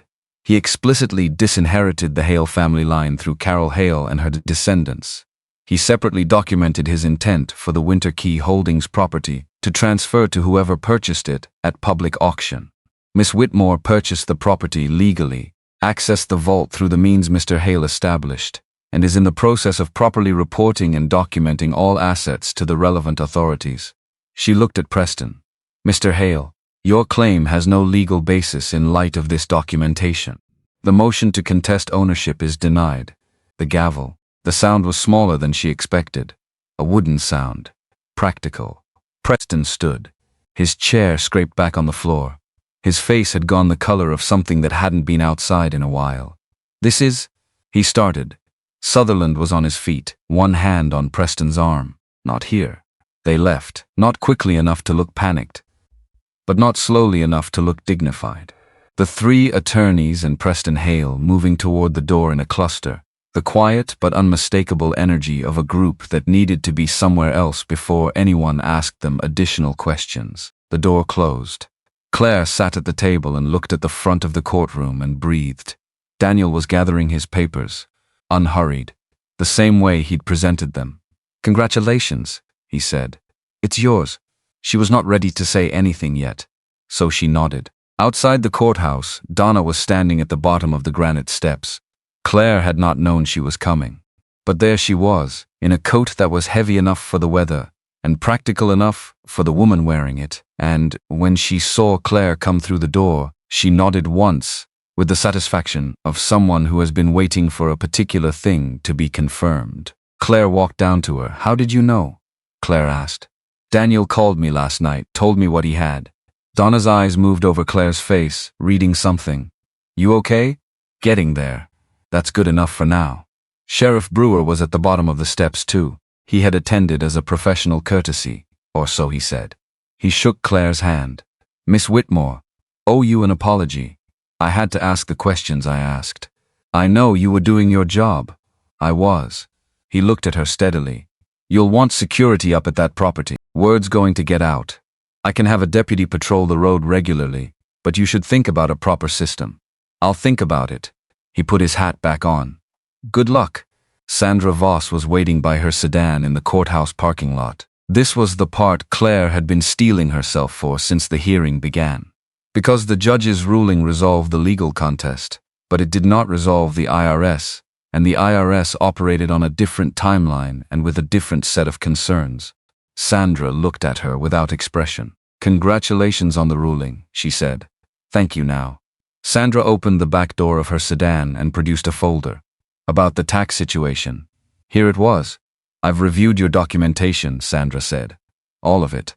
The acquisition records, the property transfer, the legal filings, Mr. Rourke's tax structuring proposal, the initial appraisals." She held the folder without opening it. "You've been completely transparent throughout this process.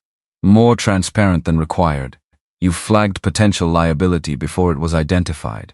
You've over-reported rather than under-reported." Claire waited.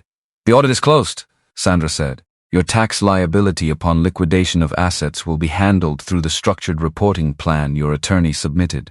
Quarterly estimates, full disclosure, the schedule we discussed." She paused. "You're going to pay an enormous amount of tax, Miss Whitmore. I know. Most people in your position hire someone to minimize that." "It's the law," Claire said. "I'm not interested in minimizing the law." Sandra looked at her, and something happened in Sandra Voss's face that was subtle but real, not softening, not warmth exactly, but the particular expression of a person who has been doing a difficult job for a long time, and occasionally, rarely, encounters someone who makes the job easier by simply behaving correctly. "Good luck," Sandra said. She got in her sedan and drove away. Daniel appeared at Claire's shoulder. "Coffee?" he said. "Yes," she said. "Somewhere that isn't here." They sat in a diner 3 blocks from the courthouse, formica tables. The kind of coffee that arrived in a ceramic mug that weighed something. Daniel put both hands around his and looked at her. "You understand what happens now," he said. "I keep documenting. I start the liquidation process. I pay taxes on everything. I figure out what I'm going to do with what's left. The last part," he said. "That's the part I can't help you with." "I know." He looked at his coffee. Walter was a complicated man. I didn't know him personally, but Raymond talked about him, said he was the most prepared person he'd ever met, and also the loneliest. Raymond. There it was, the name she'd been waiting for him to say. "How do you know Raymond Greer?" she said. Daniel set his mug down. "He raised me," he said. "Not he wasn't my father. My father left when I was 9. Raymond was our neighbor. He used to come over on Saturday mornings and help my mother with things that needed doing. Stayed for breakfast. Started staying longer. When I was about 12, he taught me how to fix the car. A pause. Taught me a lot of things. He was the one who said I should go to law school. She looked at him. He never told you about Walter's property. He mentioned Walter. Said he'd worked for a private client in the mountains for 20 years. Never said more than that. Daniel looked out the diner window. When Walter died, Raymond went up there one last time. He told me afterward, when I asked why he looked tired, that he'd gone to check on something for a friend. That was all. August 22, 2018. Just R, written quickly, as instructed. He wanted to make sure it was ready, Claire said. He wanted to make sure it was ready, Daniel agreed. For whoever came. She drove back to the bunker that afternoon. The mountain road, the trees closing in, the clearing appearing at the end of it with the concrete entrance and the door she had come to think of as ordinary. Which was remarkable given that 3 weeks ago it had been the most forbidding thing she had ever considered entering. She went inside, all the way down to the vault. She turned on the lights and walked the length of it one more time. The cases, the boxes, the desk at the center. She sat in Walter's chair, and for the first time since she'd found this place, she let herself actually feel it. Not the pressure, not the problem, not the legal structure or the tax liability or the question of what to do next. Just the fact of it. She had driven to a mountain with 750, and the conviction that somewhere inside a building she'd never seen there was a floor she could sleep on, and there had been, and the floor had come with running water and electricity, and a generator and a vault full of $310 million, and a letter from a dead man asking her to do something he hadn't known how to do himself. She had been prepared to survive. He had prepared her to do more than that. That night she sat at the kitchen table with Walter's letter in front of her, and a blank notepad and a pen, and she started writing. Not a plan exactly, more like a list of what she knew. She knew what it meant to be skilled at something and still lose everything. She knew what the specific fear tasted like when the math stopped working. She knew what it was to sleep in a parking lot and wake up and have to decide, every single morning, to keep going anyway. She knew what people needed when they were in that place. Not sympathy, not lectures about resilience, not forms to fill out, a floor, a door that locked, a hot shower, a job that treated them like someone who could do it. Those were things she could provide, not to everyone, not to infinity, but to more people than zero, which was the number she'd been able to help when she had nothing. She wrote until midnight. Then she folded the pages and put them next to Walter's letter. She went to sleep. The weeks after the ruling had a different quality than the weeks before. Less pressure, more weight. The pressure had been external: Preston, the IRS. The hearing and external pressure, while unpleasant, was at least straightforward. You identified it, you addressed it, you removed it. The weight was hers. She began working with Daniel on the liquidation structure. Careful, sequenced, starting small and building. The first sale was a portion of the rare coin collection. 20 coins from the 1,986 boxes. Gold, well documented. Sold through a reputable dealer in Denver who had authenticated them and provided a clean paper trail. The transaction took 3 weeks from introduction to completion. The net after capital gains, a little over $1.2 million. In her account. Real. Spendable. She looked at the account balance for a long time when it appeared. Then she started making calls. The house in Crisfield took 2 weeks to find. 3 bedrooms. A yard that had gone to grass and weeds but had good bones under the neglect. A kitchen big enough to actually work in.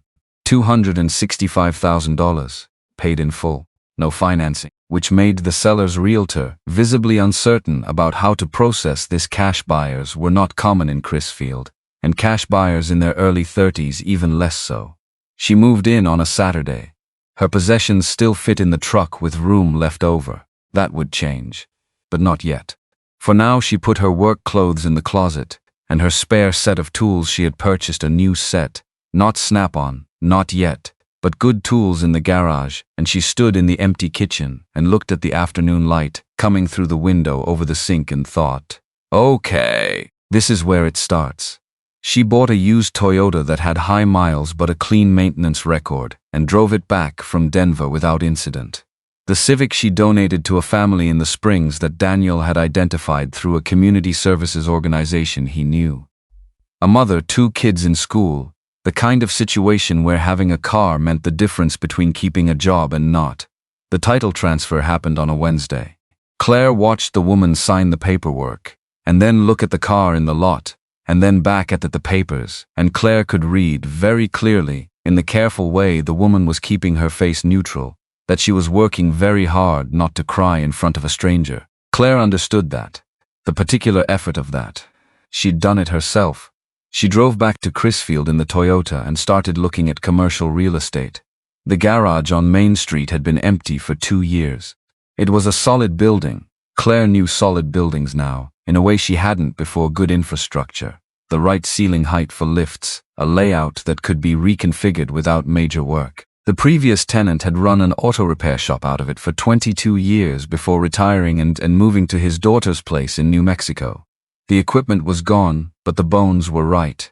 She purchased it and spent 6 weeks working on it.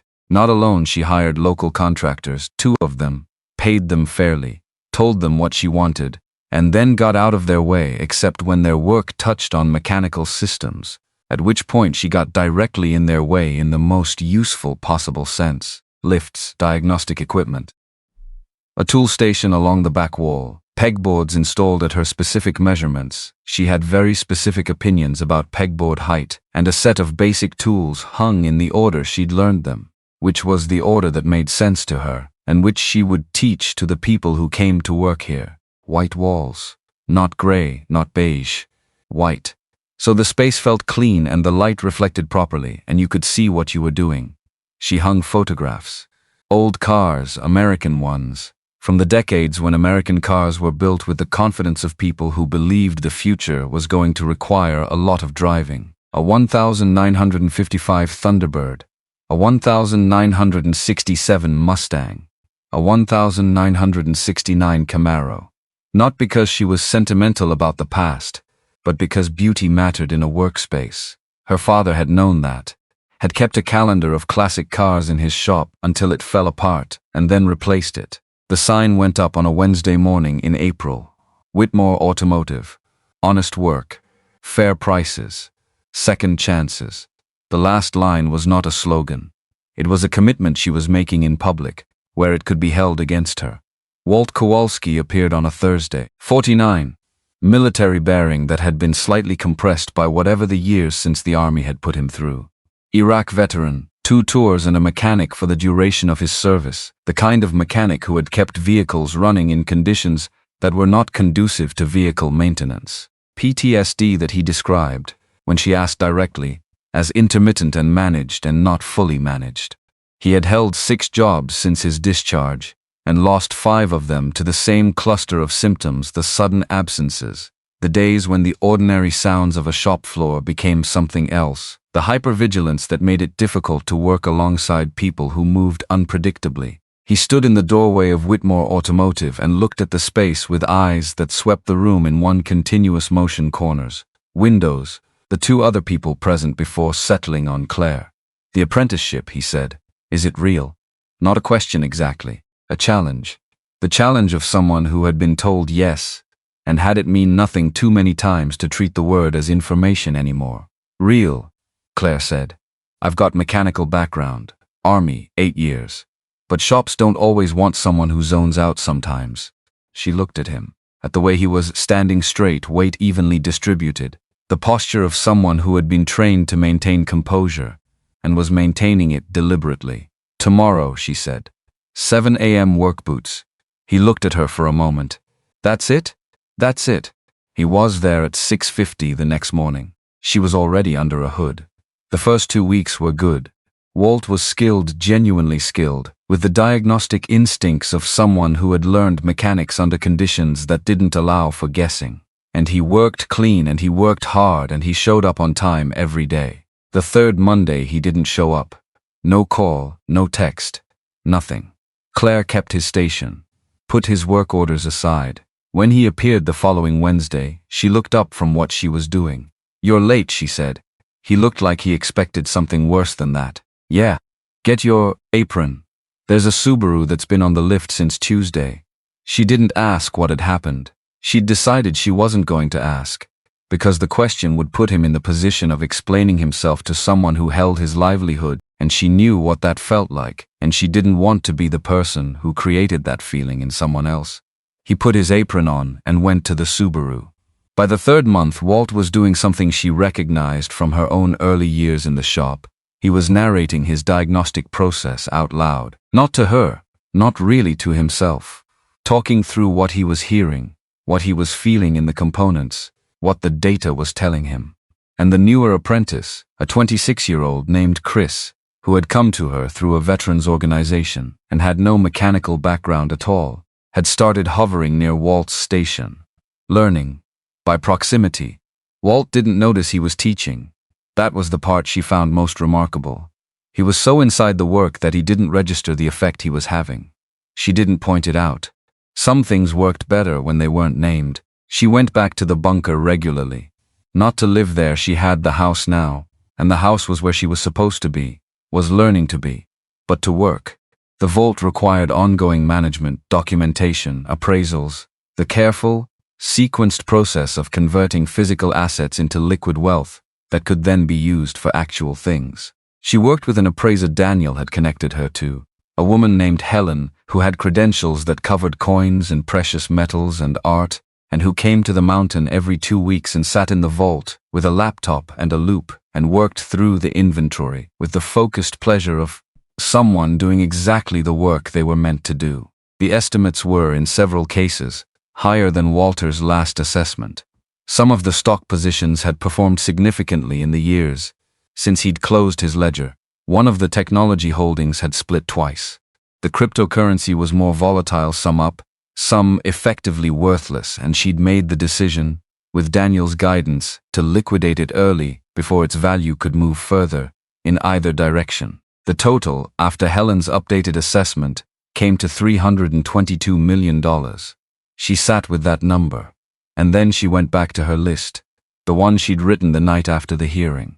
What she knew, what she could provide. The Hale Foundation was incorporated in March, named for Walter, because he had asked her to do something with this, and she wanted him to know, wherever he was or wasn't, that she had. The Transitional Housing Building was a brick structure on Main Street, formerly a clothing store that had closed when the highway rerouted traffic away from Crisfield Center 15 years ago. 3 stories. 6 apartments per floor. More space than she needed right now, and exactly the space she intended to fill eventually. She renovated 2 floors first. Furnished the apartments herself. Not extravagantly, she had strong opinions about what people actually needed when they were coming back from nothing. And unnecessary decorative objects were not on that list, but good mattresses were, and kitchen equipment that worked, and bathrooms with pressure and hot water, and locks on the doors that the occupant controlled. Free for 1 year. No credit check, no background required. A single commitment ask try. The first family moved in on a Tuesday in June. She met them in the parking lot, because she wanted to be there when they saw the apartment for the first time. Not to make the moment about herself, just because she remembered what it had felt like to go from sleeping in a vehicle to having a door that locked, and she wanted to be in the room with that. There was a moment when the woman walked into the bedroom and stood in the center of it, just stood, not moving, just absorbing the fact of it when Claire had to look at the wall for a while. She understood exactly what was happening in that woman's body. She had felt it herself, in a generator room in a mountain, when the lights came on. The shape of relief when you have stopped holding your breath. The late nights that followed were for the work that didn't have a name yet, the part where she sat at the kitchen's table in her house in Crisfield and tried to build structures for things that didn't have good structures yet, a referral system for the apprenticeship program, a legal framework for the housing that protected both the occupants and the foundation. A relationship with the community college in Colorado Springs that Daniel had suggested, and that had resulted in 3 very long meetings and eventually a partnership that let her offer certified credit alongside the hands-on training. She was not naturally an administrator. She was a mechanic. She preferred the problem that was in front of her, that she could touch, that gave her feedback she could read. But she learned. Because the alternative was letting someone else build the structure. Someone else build the structure. And she had seen enough structures built by people who didn't understand the problem from the inside to know that the inside knowledge mattered. She was at the garage one Tuesday evening late, the regular hours done, Chris and the other apprentices gone home working through the month's intake records when she heard the outer door. She looked up. Preston Hale stood in the doorway, but different, no suit. Jeans that had been worn many times and not recently purchased. A jacket that had been good once and had continued being used past that point. The car she could see parked at the curb through the window was a 10-year-old Ford sedan, not the black Mercedes. He looked, without the suit, like a man of 47 who had had a bad year. He looked, without the calculated expression, like a person who was tired. She put her pen down. "I'm not here about the case," he said immediately. "The case is over, I know that. Okay, I owe you an apology." She waited. He came in, stood near the door, not approaching the desk, not sitting down uninvited, just standing at a distance that was respectful or possibly cautious. "When I came here in January," he said, "I had nothing left. My investment firm had been failing for 2 years. I had debt I couldn't service. I had a mortgage I was 3 months behind on." He looked at the floor. "When I found out about the vault through a connection I'd maintained from before, someone who'd been peripherally involved in Walter's estate administration, I saw it as the only option left." "You thought it was yours." "I told myself it was mine." "That's not the same thing." He looked up. "I knew about the disinheritance, not the specifics, not the filing, but I knew Walter had cut off my mother's side of the family years ago. I was betting the documentation wasn't clean enough to matter." She was watching his face, looking for the performance, looking for the angle. She didn't see one, which didn't mean there wasn't one, but she didn't see it. "What happened?" she said. "The legal fees finished what the firm had started. The firm let me go when the case went public conflict of interest, they said, but mainly bad publicity. My wife," he stopped, started again. "My wife saw what I was willing to do. She left, took our kids to her sister's in Boulder." He reached into his jacket and took out an envelope. He set it on the workbench without pushing it toward her. $800, he said. "It's everything that's not committed to paying down the debt. I know it doesn't touch what you spent on legal fees, but I wanted you to have it." She looked at the envelope. $800. Exactly what she'd had in the Walmart parking lot in December. The number didn't mean anything to him. He couldn't know. But she knew. "Keep it," she said. He looked at her. "The Hale Foundation needs a case manager," she said. "Someone to sit across from people in crisis and actually understand it. Not from a training program, from personal experience." Silence. $45,000 a year, she said. "Health insurance. Colorado Springs office. Monday morning, 8 a.m. "Why would you?" "Because Walter gave me something I hadn't earned and asked me to do something with it." She picked up her pen. "I'm doing something with it. What you do with it after that is your call." He stood in the doorway for a long moment. Then he said, "Monday morning," and he left. She sat in the quiet of the garage after he was gone, and looked at the workbench and the envelope still sitting on it, and the $800 inside it, and the particular quality of the silence in a shop at the end of the day. She thought about Walter, alone in his vault, with 31 years of careful accumulation around him, writing a letter to someone he'd never meet, and asking them to do better than he had. She thought she understood now what he'd been asking. Not to give the money away. Not to be generous in some grand theatrical sense. Just to keep moving. To keep showing up. To do the work in front of you, without waiting for the moment when it felt significant enough. The significant moments, in her experience, only revealed themselves afterward. In the middle, they just looked like showing up. She put the envelope in her desk drawer. She went back to the intake records. October came to Crisfield the way it always did in the mountains. Not gradually. Not with the polite warning of lower elevations where autumn arrives as a slow conversation between green and gold. Here it came overnight, decisively, the way large things happen when you're not watching. Claire woke one morning in the second week of October to find the aspen grove behind her house had gone entirely yellow in the night, and the light through her kitchen window was amber in a way that said this season didn't intend to stay long. She made coffee, stood at the window with it, watched the aspens move in a wind she couldn't feel from inside. 9 months. She didn't do the math out loud. But it was there, running in the background, the way certain calculations always ran, the quiet accounting of someone who had spent years knowing exactly how much she had and how far it needed to stretch. 9 months since the auction. 9 months since she'd driven 4 hours up a mountain road to a piece of property she'd never seen. 9 months since a key had gone into a lock and not turned, and not turned, and not turned, and then turned. She drank her coffee and watched the aspens and didn't try to make it mean anything specific. It didn't need to mean anything.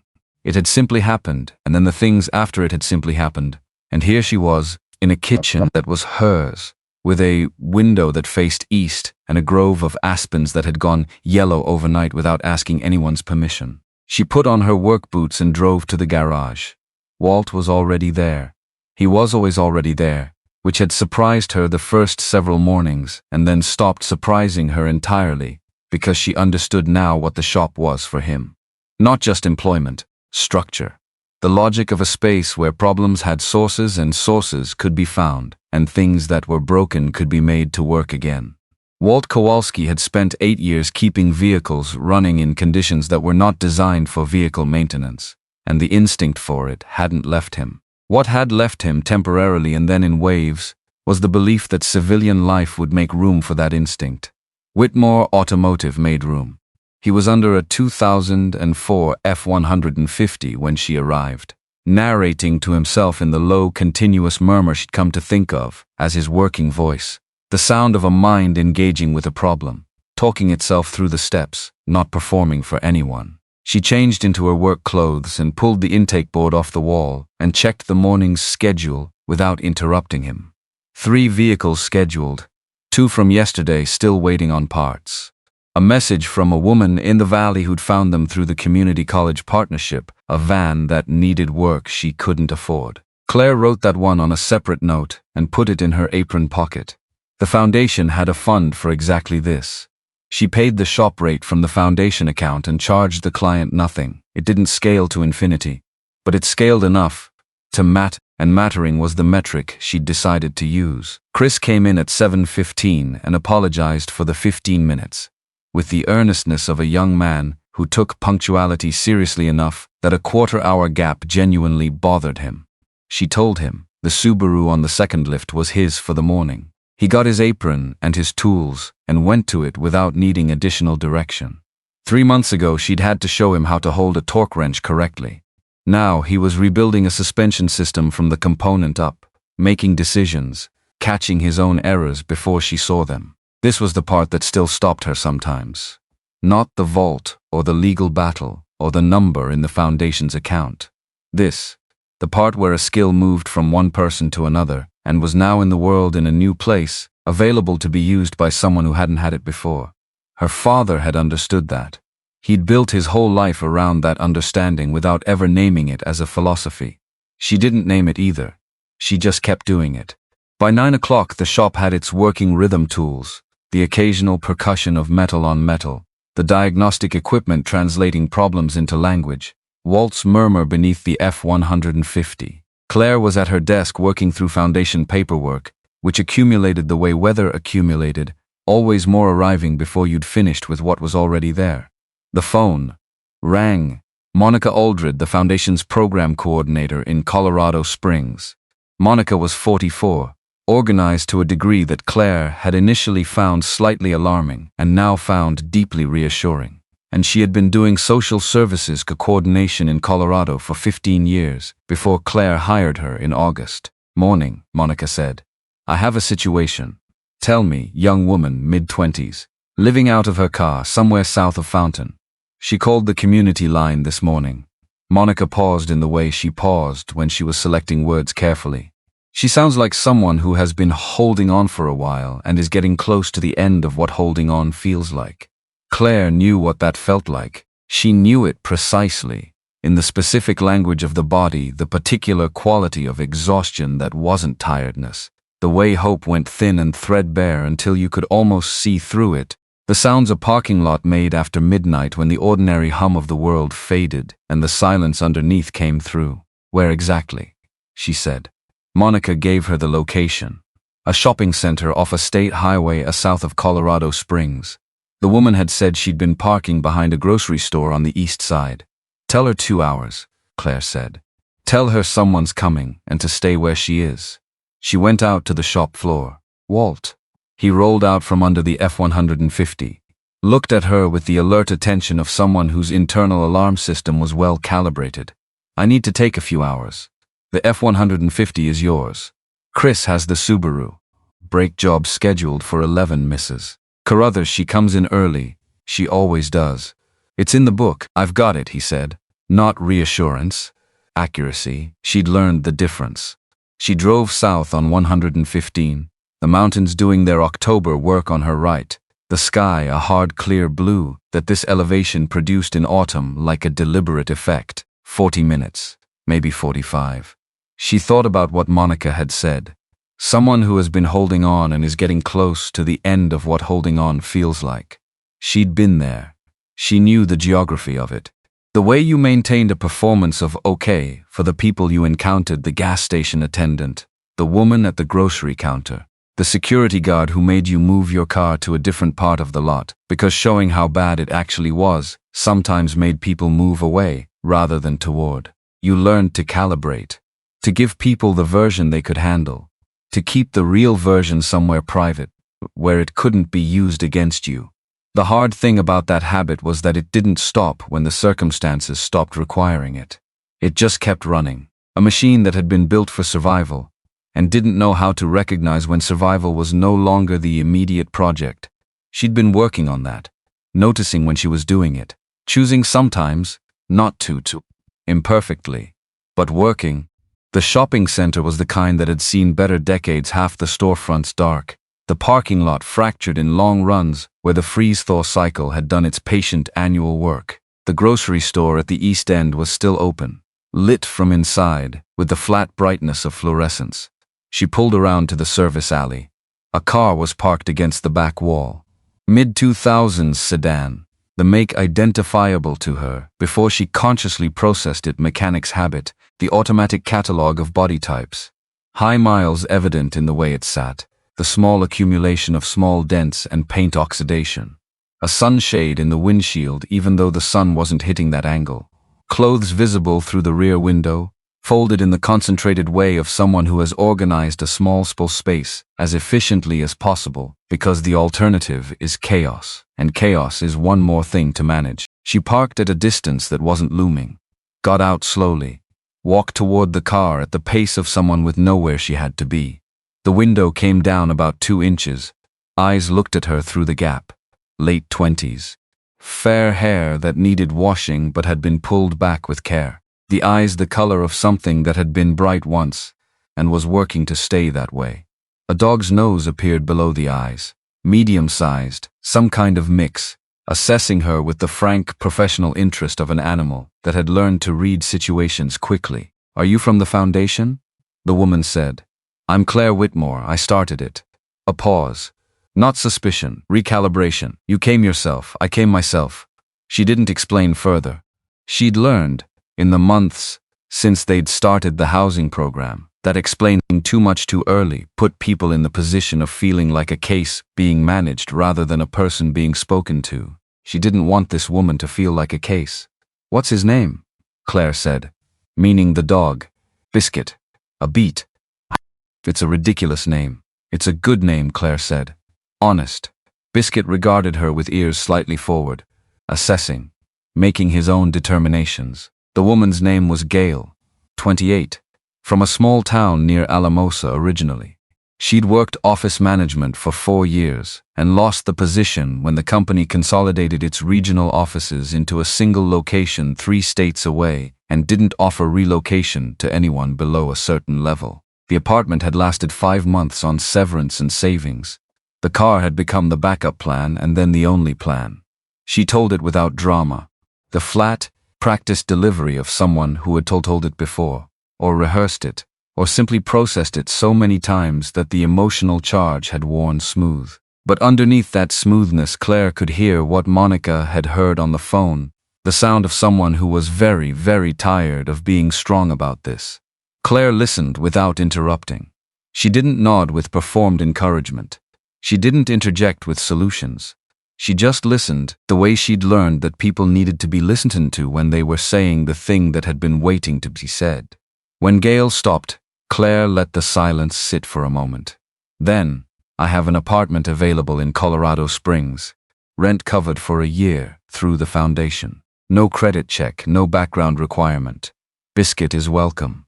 Gail looked at her with the specific expression of someone who has stopped expecting good things and doesn't quite know how to process the arrival of one. What's the catch? She said. No catch.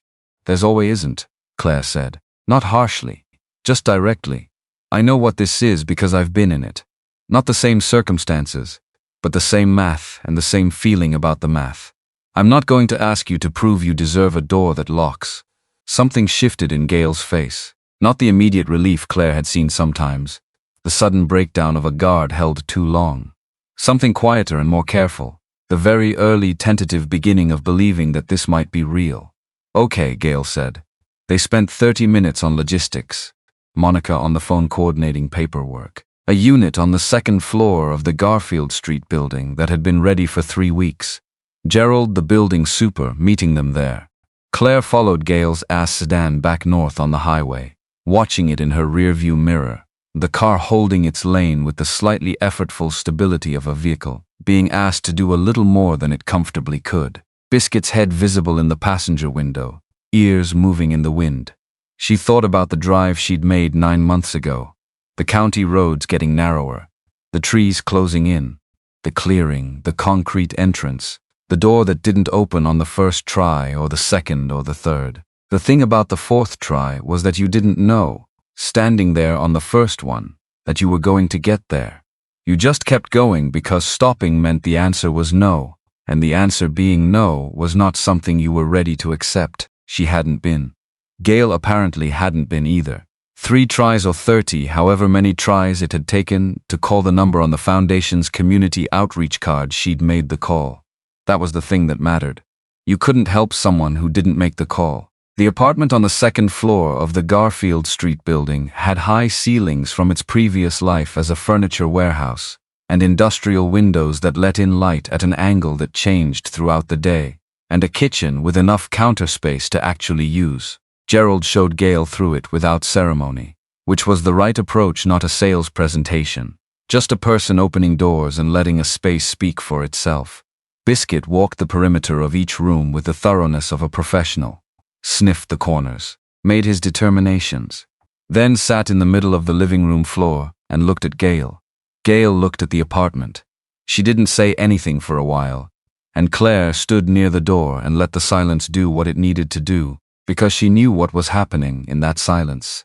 She'd stood in a generator room in a mountain and felt something similar, the specific recalibration of a person realizing that the thing they'd been working toward had actually arrived. Then Gail said, "Okay." Same word as in the parking lot, different weight entirely. Claire drove back to Crisfield in the early afternoon, the mountains going pink on her left as the sun crossed west, the aspens mostly bare now along the road, the yellow gone to the ground in drifts the wind moved. She stopped at Pierce's on the way through, because she needed coffee, and because Donna was there, as she almost always was, managing the small economy of a rural grocery store with the attention it deserved. Donna looked up when Claire came in, with the particular attentiveness she'd always had, the look of a woman who was paying attention and had decided long ago not to pretend otherwise. Claire poured herself coffee from the station by the door, left $3 in the jar. "How was the call?" Donna said. "Good." She leaned against the counter. "She's in the apartment. She has a dog named Biscuit." Donna's mouth moved. "That's a good name, that's what I said."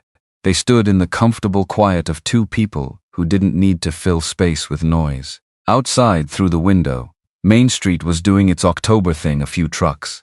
The hardware store owner sweeping his sidewalk with the methodical patience of a man who had been sweeping it for 30 years, and intended to sweep it 30 more. The bare aspens along the median catching the afternoon light in the specific way of trees that have recently let something go. "Raymond called this morning," Donna said. Raymond Greer. Claire had visited him twice since the first week of October. The second visit alone. had been better than the first less weight of occasion. More just two people drinking coffee in a kitchen.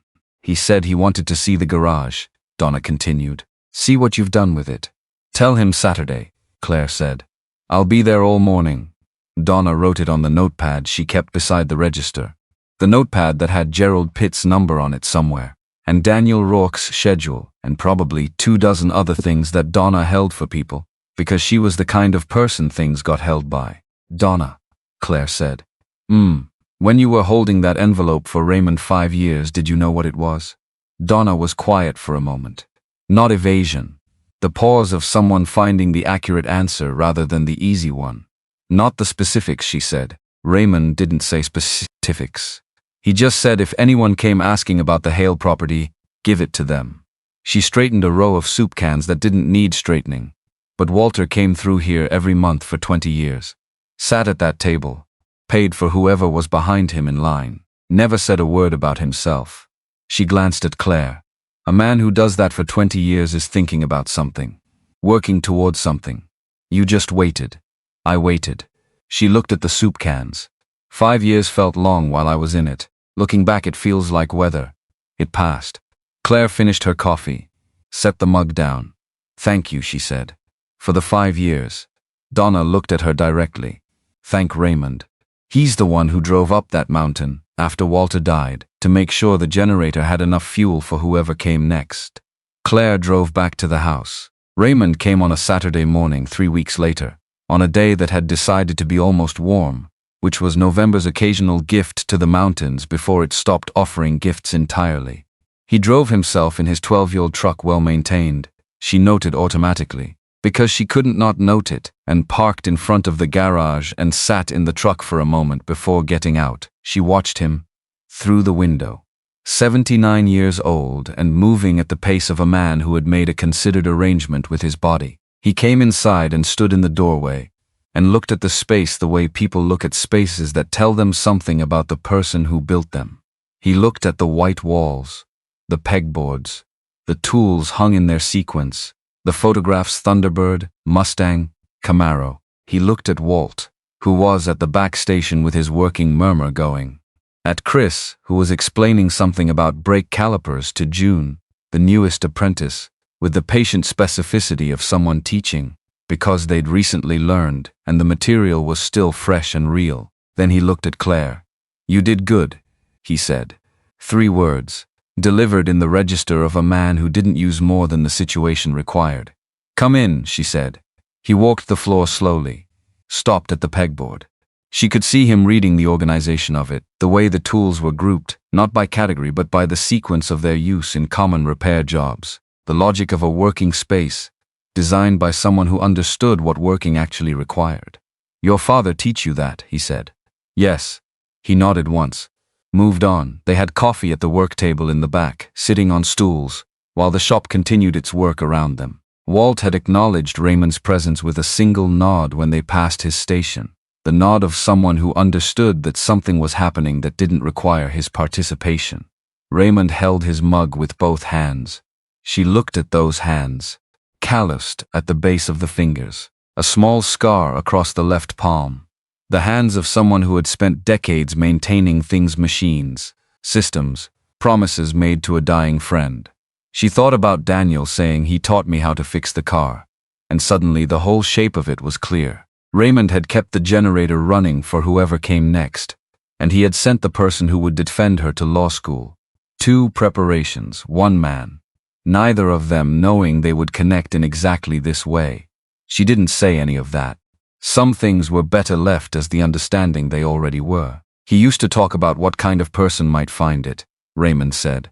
Not preamble. Just starting in the middle the way old people sometimes did when the middle was where the important part was. Walter. Not obsessively. But when we'd be checking systems and it would get quiet, he'd say things. About who he imagined coming. What kind of things? Raymond looked at the mug. He said they'd have to know how things worked, because the generator needed someone who could read it. He said they'd have to be patient, because the journal took time, he said. He paused. He said they couldn't be the kind of person who quit when something didn't open on the first try. She was very still. He knew about the lock. Raymond said. He'd adjusted the mechanism himself in the last year. Made it so the key needed exactly the right angle on the fourth insertion. Not the first, not the second, the fourth. He looked up. He told me he thought of it as a test. If a person gave up on the third try, they weren't who he was looking for. She thought about standing in the snow, the cold working through her jacket, fingers she could barely feel, the key going in and not turning, and going in again, and then the fourth time the click. She had not thought of it as a test. She had thought of it as a stuck lock, but she had not stopped on the third try. He thought of everything, she said. Raymond considered this. He thought of the logistics, he said, the mechanism, the journal, the code, the shell corporations, the auction placement, the whole structure of it. He set down his mug, but he didn't think about what it would feel like for the person who found it. He thought about the delivery. He didn't think about the weight of receiving. She didn't say anything. Was it heavy? Raymond said. Not a rhetorical question. He actually wanted to know. She thought about the night she'd come up from the vault and lain on the bunk mattress and not slept until 4 a.m. About sitting in Walter's chair with the ledger on the desk and feeling not rich but accountable. About the specific texture of a problem with no diagnostic code to read, no sequence of steps that led reliably to a solution. Yes, she said. It was heavy. Raymond nodded slowly. The nod of someone receiving confirmation of something they'd suspected. He would have wanted to know that, Raymond said. He spent a lot of time thinking about whether he was doing the right thing, whether it would help someone or just overwhelm them. He looked at the wall. I think he knew he couldn't resolve that from where he was sitting. So he built what he could build and trusted the rest. He told you that? He didn't have to. I checked those systems every month for 22 years. I watched what he built become what it became. Raymond picked up his mug again. A man's intentions are in how he maintains his work, what he keeps running when nobody's watching. She thought about the entry in the maintenance log. August 22, 2018. 13 days after Walter died. The single letter R, written quickly. Systems verified. Generator stable. Left as instructed. Why did you go back? She said. After he died. You didn't have to. Raymond was quiet for a moment. He asked me to, he said. Before he died, he asked me to go back one more time after. Make sure the generator had fuel. Make sure the filter was clean. Make sure whoever came next would find it running. He looked at his hands. He said he didn't know when someone would come. Could be a month, could be 10 years. But he wanted the lights to come on when they opened the door. She thought about the moment the generator had caught and the lights in the hallway had come on. The way the darkness had opened up ahead of her. The feeling of a space that had been waiting, deliberately, with the lights ready. She hadn't known that the lights being ready was a choice someone had made, a promise someone had kept. Thank you, she said. For going back, Raymond looked at her over his mug. The look of someone who has heard thank you before in various forms and is deciding whether this particular instance requires a response. He was my friend for 22 years, Raymond said. Going back once was the least of it. She walked him out when he was ready. The morning had held its warmth, the kind of November day that felt like a small apology for what was coming. He stopped at his truck door. Come for dinner sometime, he said. Daniel comes on Thursdays, nothing complicated. Just enough. Thursdays, she said. Don't wait for the right occasion. He opened the truck door. There aren't enough of them. She watched him drive out through town until his truck turned at the hardware store and was gone. Then she went back inside. December arrived without ceremony, which was the only way it ever arrived in the mountains. The first serious snow came on a Wednesday night, 6 inches by morning, and Crisfield woke to the quiet that snow made, the particular muffling of a town that has been revised overnight into something gentler and more demanding simultaneously. The community dinner was held on the Saturday before Christmas. The Hale Foundation's activity room on the ground floor of the Garfield Street building was a space that had been designed, when Claire renovated it, with exactly this kind of use in mind: long tables, folding chairs, a kitchen pass-through that allowed food to move efficiently from preparation to serving. Not elegant, functional, in the way that functional could be its own form of respect for the people using the space.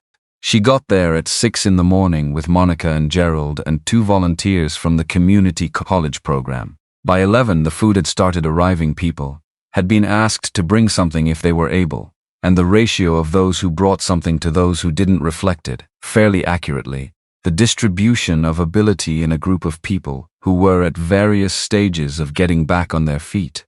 Walt arrived at noon with a covered dish. She looked at the dish and then at him. "Beef stew," he said, slightly defensive, as if she might argue with this. "You cook, my grandmother." A pause. She had opinions about stew. She sounds like she was right. He relaxed in the small particular way he relaxed when something landed correctly. His son came with him. Danny, 19, with Walt's eyes and a wariness that was either age or something that had been taught, or both. He stood slightly behind his father, in the way of someone who hadn't fully decided yet whether this was a safe room. Claire had heard about Danny in October. In the brief way, Walt mentioned things that mattered, that Danny was living with him now, that things were better, that better was not fixed but it was real. Danny ended up across the room within an hour, helping Chris arrange chairs with the purposeful energy of a young person who had been given a task and was glad to have something to do with their hands. She noticed that, filed it. Gail came at 2 o'clock with Biscuit on a leash. 6 weeks in the apartment, and she was beginning to look like a person who was sleeping again. The specific difference between a face that is carrying everything it owns and a face that has somewhere to set things down. Biscuit assessed the room from the doorway with his professional expression, then apparently cleared it, because he walked in with his tail at a reasonable angle and began making rounds. Preston was already there when Gail arrived. He'd come early 8 o'clock, helped move tables, hadn't made anything of it. He was working a corner of the room now, sitting across from a man Claire recognized as a recent foundation referral, listening with the specific posture of someone who had learned that what was being said was actually important, and not just the prelude to what he was going to say. She watched him for a moment. She'd expected the transition to be harder.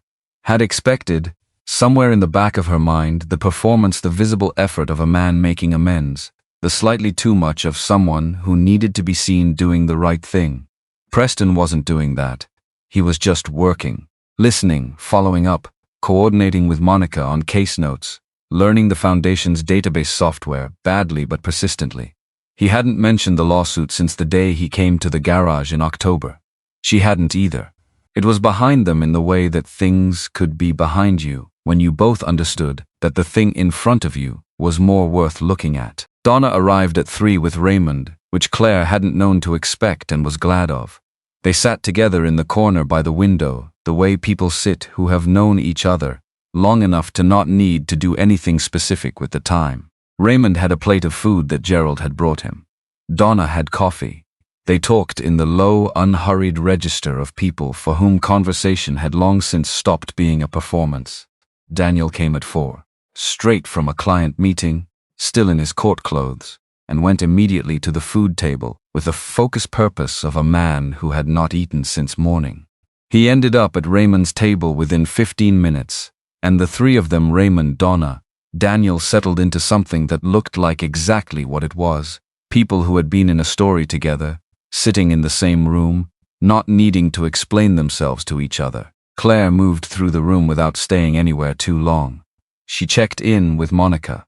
She talked to the woman from 2B, whose name was Sheila, and who was 3 months into a bookkeeping course at the community college, and who had that particular brightness of someone who has found something they're good at, and is still slightly surprised by it. She said hello to June, who had come with her husband, a quiet man, who shook Claire's hand and said she'd change things for them, and then looked at the floor because he'd apparently decided that was more than he'd meant to say.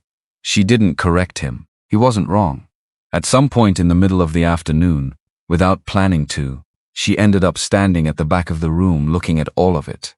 Walt and Danny and Chris at a table near the windows, eating Walt's stew, talking about something that had Danny laughing a real laugh. Not the careful managed version, but the involuntary kind that came from somewhere before the defensive layer. Walt was not quite laughing, but the corner of his mouth was doing something that on another face would have been a grin. Preston in his corner, still listening, having apparently abandoned any agenda beyond the conversation in front of him. Gail near the food table, talking to a woman from the community college program. both of them with the ease of people who have discovered an unexpected common ground. Raymond and Donna and Daniel, three people who had known Walter Hale from different angles, sitting together in a room that existed because of what Walter had built and what Claire had done with it. Biscuit making a dignified circuit of the room. She stood at the back and looked at it. Not the money, not the vault or the ledger or the outcome of the legal hearing. This room. These people who hadn't known each other a year ago, who had come to the same place through different kinds of difficulty and were now in a space together that hadn't existed before Claire had made a decision at 2 in the morning with 3% battery and nowhere to sleep. She thought about Walter in his vault, the chair at the center of all that accumulated wealth, the letter he'd written to a person he'd never meet, asking them to do something he hadn't known how to do himself. She thought about Raymond in the maintenance log. August 22, 2018.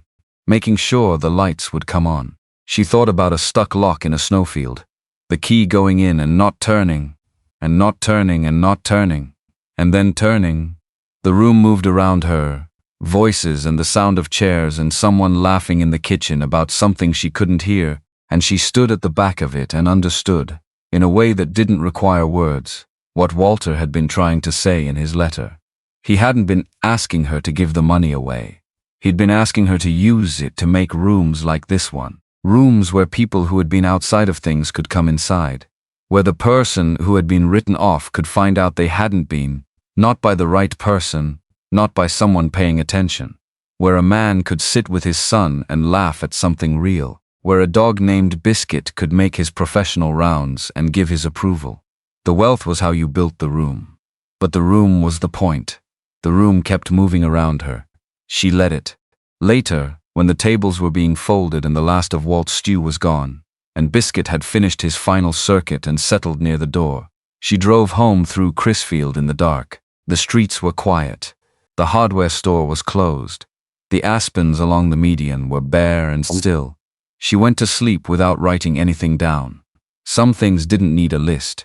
The next morning came the way mornings came, when the day ahead had work in it, not with urgency, but with a kind of readiness that was its own form of anticipation. She was at the garage by 6:45. The 1967 Mustang had been on the lift for 3 weeks. A restoration job that belonged to a woman in town named Audrey, whose husband had kept the car in their garage for 20 years before he died, and who had finally decided she wanted to drive it rather than preserve it. The carburetor had needed a complete rebuild. Claire was finishing the reassembly now, each part finding its place in the sequence, the logic of the component restoring itself under her hands. Walt came in at 7 with 2 cups of coffee, set one near her elbow without interrupting what she was doing. "How's it going?" "Almost there." She fitted a gasket into place, felt it seat correctly. Another hour. He leaned against the bench and drank his coffee. New referral from the Veterans Organization. Coming in Thursday for intake. "Who's running the intake?" June said she would. She looked up at that. She asked. Walt said, "Yesterday afternoon." Said she thought she was ready. Claire looked back at the carburetor. June had been with them 7 weeks. She had the instincts for the mechanical work, and she had, more importantly, the instinct for the thing underneath the mechanical work, the way to be with someone who was coming in with difficulty they were trying not to show. "She's ready," Claire said. Walt drank his coffee. Outside, the sound of Chris arriving, his car pulling into the lot, the particular rhythm of his door closing. She'd learned the sound of each of them. The way you learned over time, the sounds of the people who shared a space with you. "You know," Walt said, "you could hire someone to handle the dirty work." She looked at her hands. The oil worked into the creases of her knuckles, the stain along the cuticles that soap and a nail brush addressed, but never fully resolved. Calluses on the inside of the thumb, and first 2 fingers from 9 years of gripping tools. The scar across the right palm from a box cutter, 6 years ago, that had healed slightly crooked. Her father's hands had looked like this. She'd watched them her whole childhood, reaching into engines, coming away dark, wiping clean enough to eat dinner. Never completely clean. "I know," she said, and went back to the carburetor. Walt finished his coffee, set the mug on the bench, went to his station and picked up where he'd left off the day before. June arrived at 7:20. Chris at 7:15. The shop found its rhythm. At 9:07 the phone rang. Monica. Morning brief, the same time every day. A ritual that had become load-bearing in the structure of how Claire understood what the foundation was doing and where it was needed. 2 things, Monica said. Go. Community college partnership wants to expand. Second track administrative and office skills, not just trades. They think we can double enrollment by spring. Set a meeting. Next week. Already on the calendar. Monica's pause, not the organizational one, the other kind. Second thing. I have a call. Woman in a car south of Pueblo. She's been out there a few weeks. She called the line this morning. Claire set down the wrench she'd picked up. She sounds like she's getting close to the end of what she has left, Monica said. And she has a cat, which she mentioned twice. I think the cat matters. Claire thought about Biscuit making his rounds at the community dinner. The professional expression. The considered approval. The cat mattered. Tell her 2 hours, she said. Tell her I'm coming. She changed out of her shop apron. Walt was watching her from across the floor, with the situational awareness of someone who had learned to read the shift in her attention. That meant something had come up. The Mustang, she started. I've got it. Simple. Certain. The voice of a man who knew what he was capable of. She picked up her keys. Outside, the morning was the cold, clear kind that the mountains made in December. The sky an intense blue, the snow on the peaks, sharp and white in the early light. She got in the Toyota and sat for a moment before starting it. She thought about the drive she'd made 9 months ago. Up into the mountains instead of down, through trees instead of through plains, towards something she had no certainty about, except that it was shelter, and she needed shelter badly enough to spend $750 she couldn't afford on something she'd never seen. She thought about the key going in on the 4th try. She thought about Raymond, 79 years old, driving up a mountain 13 days after his friend died to make sure there was enough fuel in the generator for whoever came next. She thought about what it meant to be the whoever who came next. And then she stopped thinking and started the truck and pulled out onto Main Street and drove south through Crisfield, past Pierce's where Donna was already inside doing whatever Donna was always doing, past the hardware store, past the spot where the aspens had been yellow 3 weeks ago and were bare now, past the town limit sign and onto the highway, with the mountains going by on the left, and the plains opening up on the right, and the road stretching south towards someone who had been holding on and needed to find out that holding on had been worth it. The cat mattered. She sat with that for a moment. Outside, the mountains were white against blue sky. The road south was straight and clear and long. She started the engine.